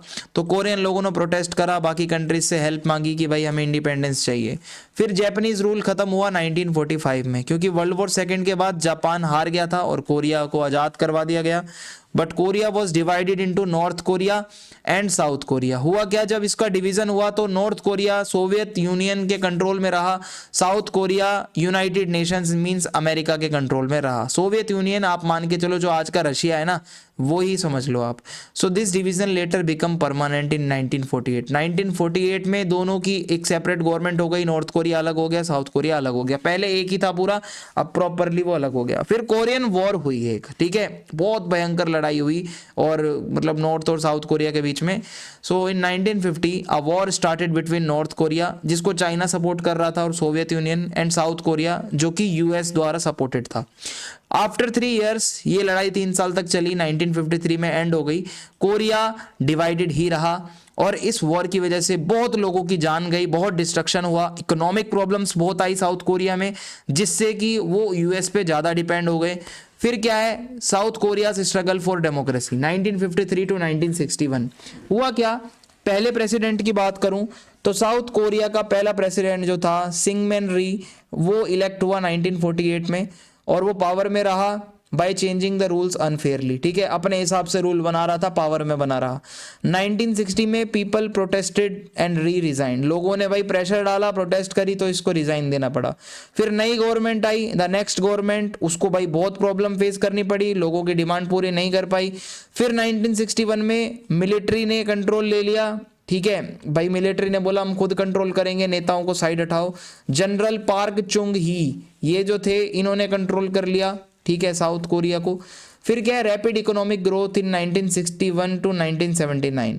पार्क चुंग ही जो थे, इनके टाइम पे 1963 में जब ये प्रेसिडेंट बन गए तो इन्होंने बड़ी बड़ी कंपनीज बनाई और एक्सपोर्ट बढ़ाया कोरिया का। इनकरेजिंग फार्मिंग कम्युनिटीज, जो फार्मर लोग थे उनकी मदद करी through the new village movement, ठीक है, जितने भी फार्मिंग कम्युनिटीज के किसान वगैरह जो है उनकी बहुत मदद करी। Supporting industries like steel, ship building and electronic, steel की इंडस्ट्री हो या शिप बनाने की इंडस्ट्रीज हो, इलेक्ट्रॉनिक्स हो, आज आप सैमसंग को जानते हो, वो भी वहीं की कंपनी है। चैलेंजेस भी आए, although the economy grew fast, जल्दी से इकोनॉमी तो ग्रोथ हुआ, मतलब इकोनॉमिक ग्रोथ तो हुई, बट ये जो पार्क नाम से जो इनके ये प्रेसिडेंट थे, ठीक है, change the laws to stay in power longer, उसने भी यही काम किया, कानून बदल दिया खुद को लंबे समय तक पावर में रखने के लिए। सो 1979 में उसको मरवा दिया गया, assassinated, leading to political instability, जिससे पॉलिटिकल इनस्टेबिलिटी आ गई वहाँ पे। Continued growth and fight for democracy, फिर क्या है 1979 से 1992 तक क्या हुआ, मिलिट्री रूल कंटिन्यू रहा। 1979 में एक और मिलिट्री लीडर आया, चुन दू ह्वान, ये कंट्रोल में ले लेता है अब साउथ कोरिया को। And people protested in Gwangju but the military use force to stop them, फिर लोगों ने इसके अगेंस्ट प्रोटेस्ट करा बट मिलिट्री ने उनको रोक लिया लोगों को। डिस्पाइट स्ट्रिक्ट कंट्रोल, इतना कंट्रोल स्ट्रिक्ट होने के बाद भी इकोनॉमी अभी भी ग्रो करती रही। फिर क्या है, डेमोक्रेसी की मूवमेंट चली, 1987 में लोगों ने फिर प्रोटेस्ट किया, जून डेमोक्रेसी मूवमेंट नाम से जिसको जाना जाता है, कि भाई इलेक्शन फेयरली करवाओ। So the government allowed direct presidential elections, फिर उसके बाद ये थोड़े रिफॉर्म्स हुए। फिर economic growth and challenges 1992 to 1997। फिर क्या हुआ, 1992 में Korea's first civilian president Kim Young Sam was elected, ठीक है, पहला एक प्रॉपर वोटिंग के साथ इनका प्रेसिडेंट बना। Korea became part of the world economy bye joining the OECD, ठीक है, ये एक ग्रुप है जहाँ पे लोग आपस में ट्रेड करते हैं, कोरिया इसका पार्टनर बन गया। फाइनेंशियल क्राइसिस आए 1997 में, कोरिया के ऊपर बहुत से मतलब इकोनॉमिक प्रॉब्लम्स आ गई, जिससे उसको IMF यानी कि इंटरनेशनल मॉनेटरी फंड, जो दुनिया के देशों की मदद करता है फाइनेंशियली, उसकी मदद ली कोरिया ने। People help by donating gold to repay loans, ठीक है, तो हुआ क्या, people helped by donating gold to repay loans, इनको गोल्ड दिया गया जिससे इन लोगों ने जो भी इन पे कर्ज था वो चुकाया। Political changes and modern Korea, 1997 से आज की बात करें तो 1997 में long time opposition leader Kim Dae Jung became president. Opposition का जो एक लीडर था, जैसे अभी क्या है मोदी के अपोजिशन में कौन है, राहुल गांधी है, तो जैसे मान लो वहीं पे इनके अपोजिशन में कौन था, किम दे जंग, वो प्रेसिडेंट बन गया। सिंस देन उसके बाद से पावर जो है पावर हैज़ चेंज्ड पीसफुली, फिर क्या इलेक्शन पीसफुली होने लगे। 2012 में Korea got its first female president Park Geun Hye, लेकिन ये बाद में रिमूव हो गई, करप्शन में पाई गई थी ये, भाई मतलब करप्शन कर रही थी 2017 में। फिर क्या in 2016 people protested peacefully with candles showing the growth of democracy, लोगों ने फिर से प्रोटेस्ट वगैरह करा कि भाई हाँ डेमोक्रेसी ही होनी चाहिए। आज कोरिया पूरा एक डेमोक्रेटिक देश है। साउथ कोरिया की बात हो रही है, नॉर्थ कोरिया में तो भाई किम जोंग उन का शासन है, तो उसको तो छोड़ो। तो ये था आपका जो मैंने आपको ताइवान, कोरिया और चाइना सबके बारे में बता दिया। आई होप आपको वीडियो अच्छी लगी है। आप चैनल सब्सक्राइब करें, वीडियो लाइक करें, फीडबैक लिखें और वीडियो को शेयर करें। जय हिंद, जय भारत।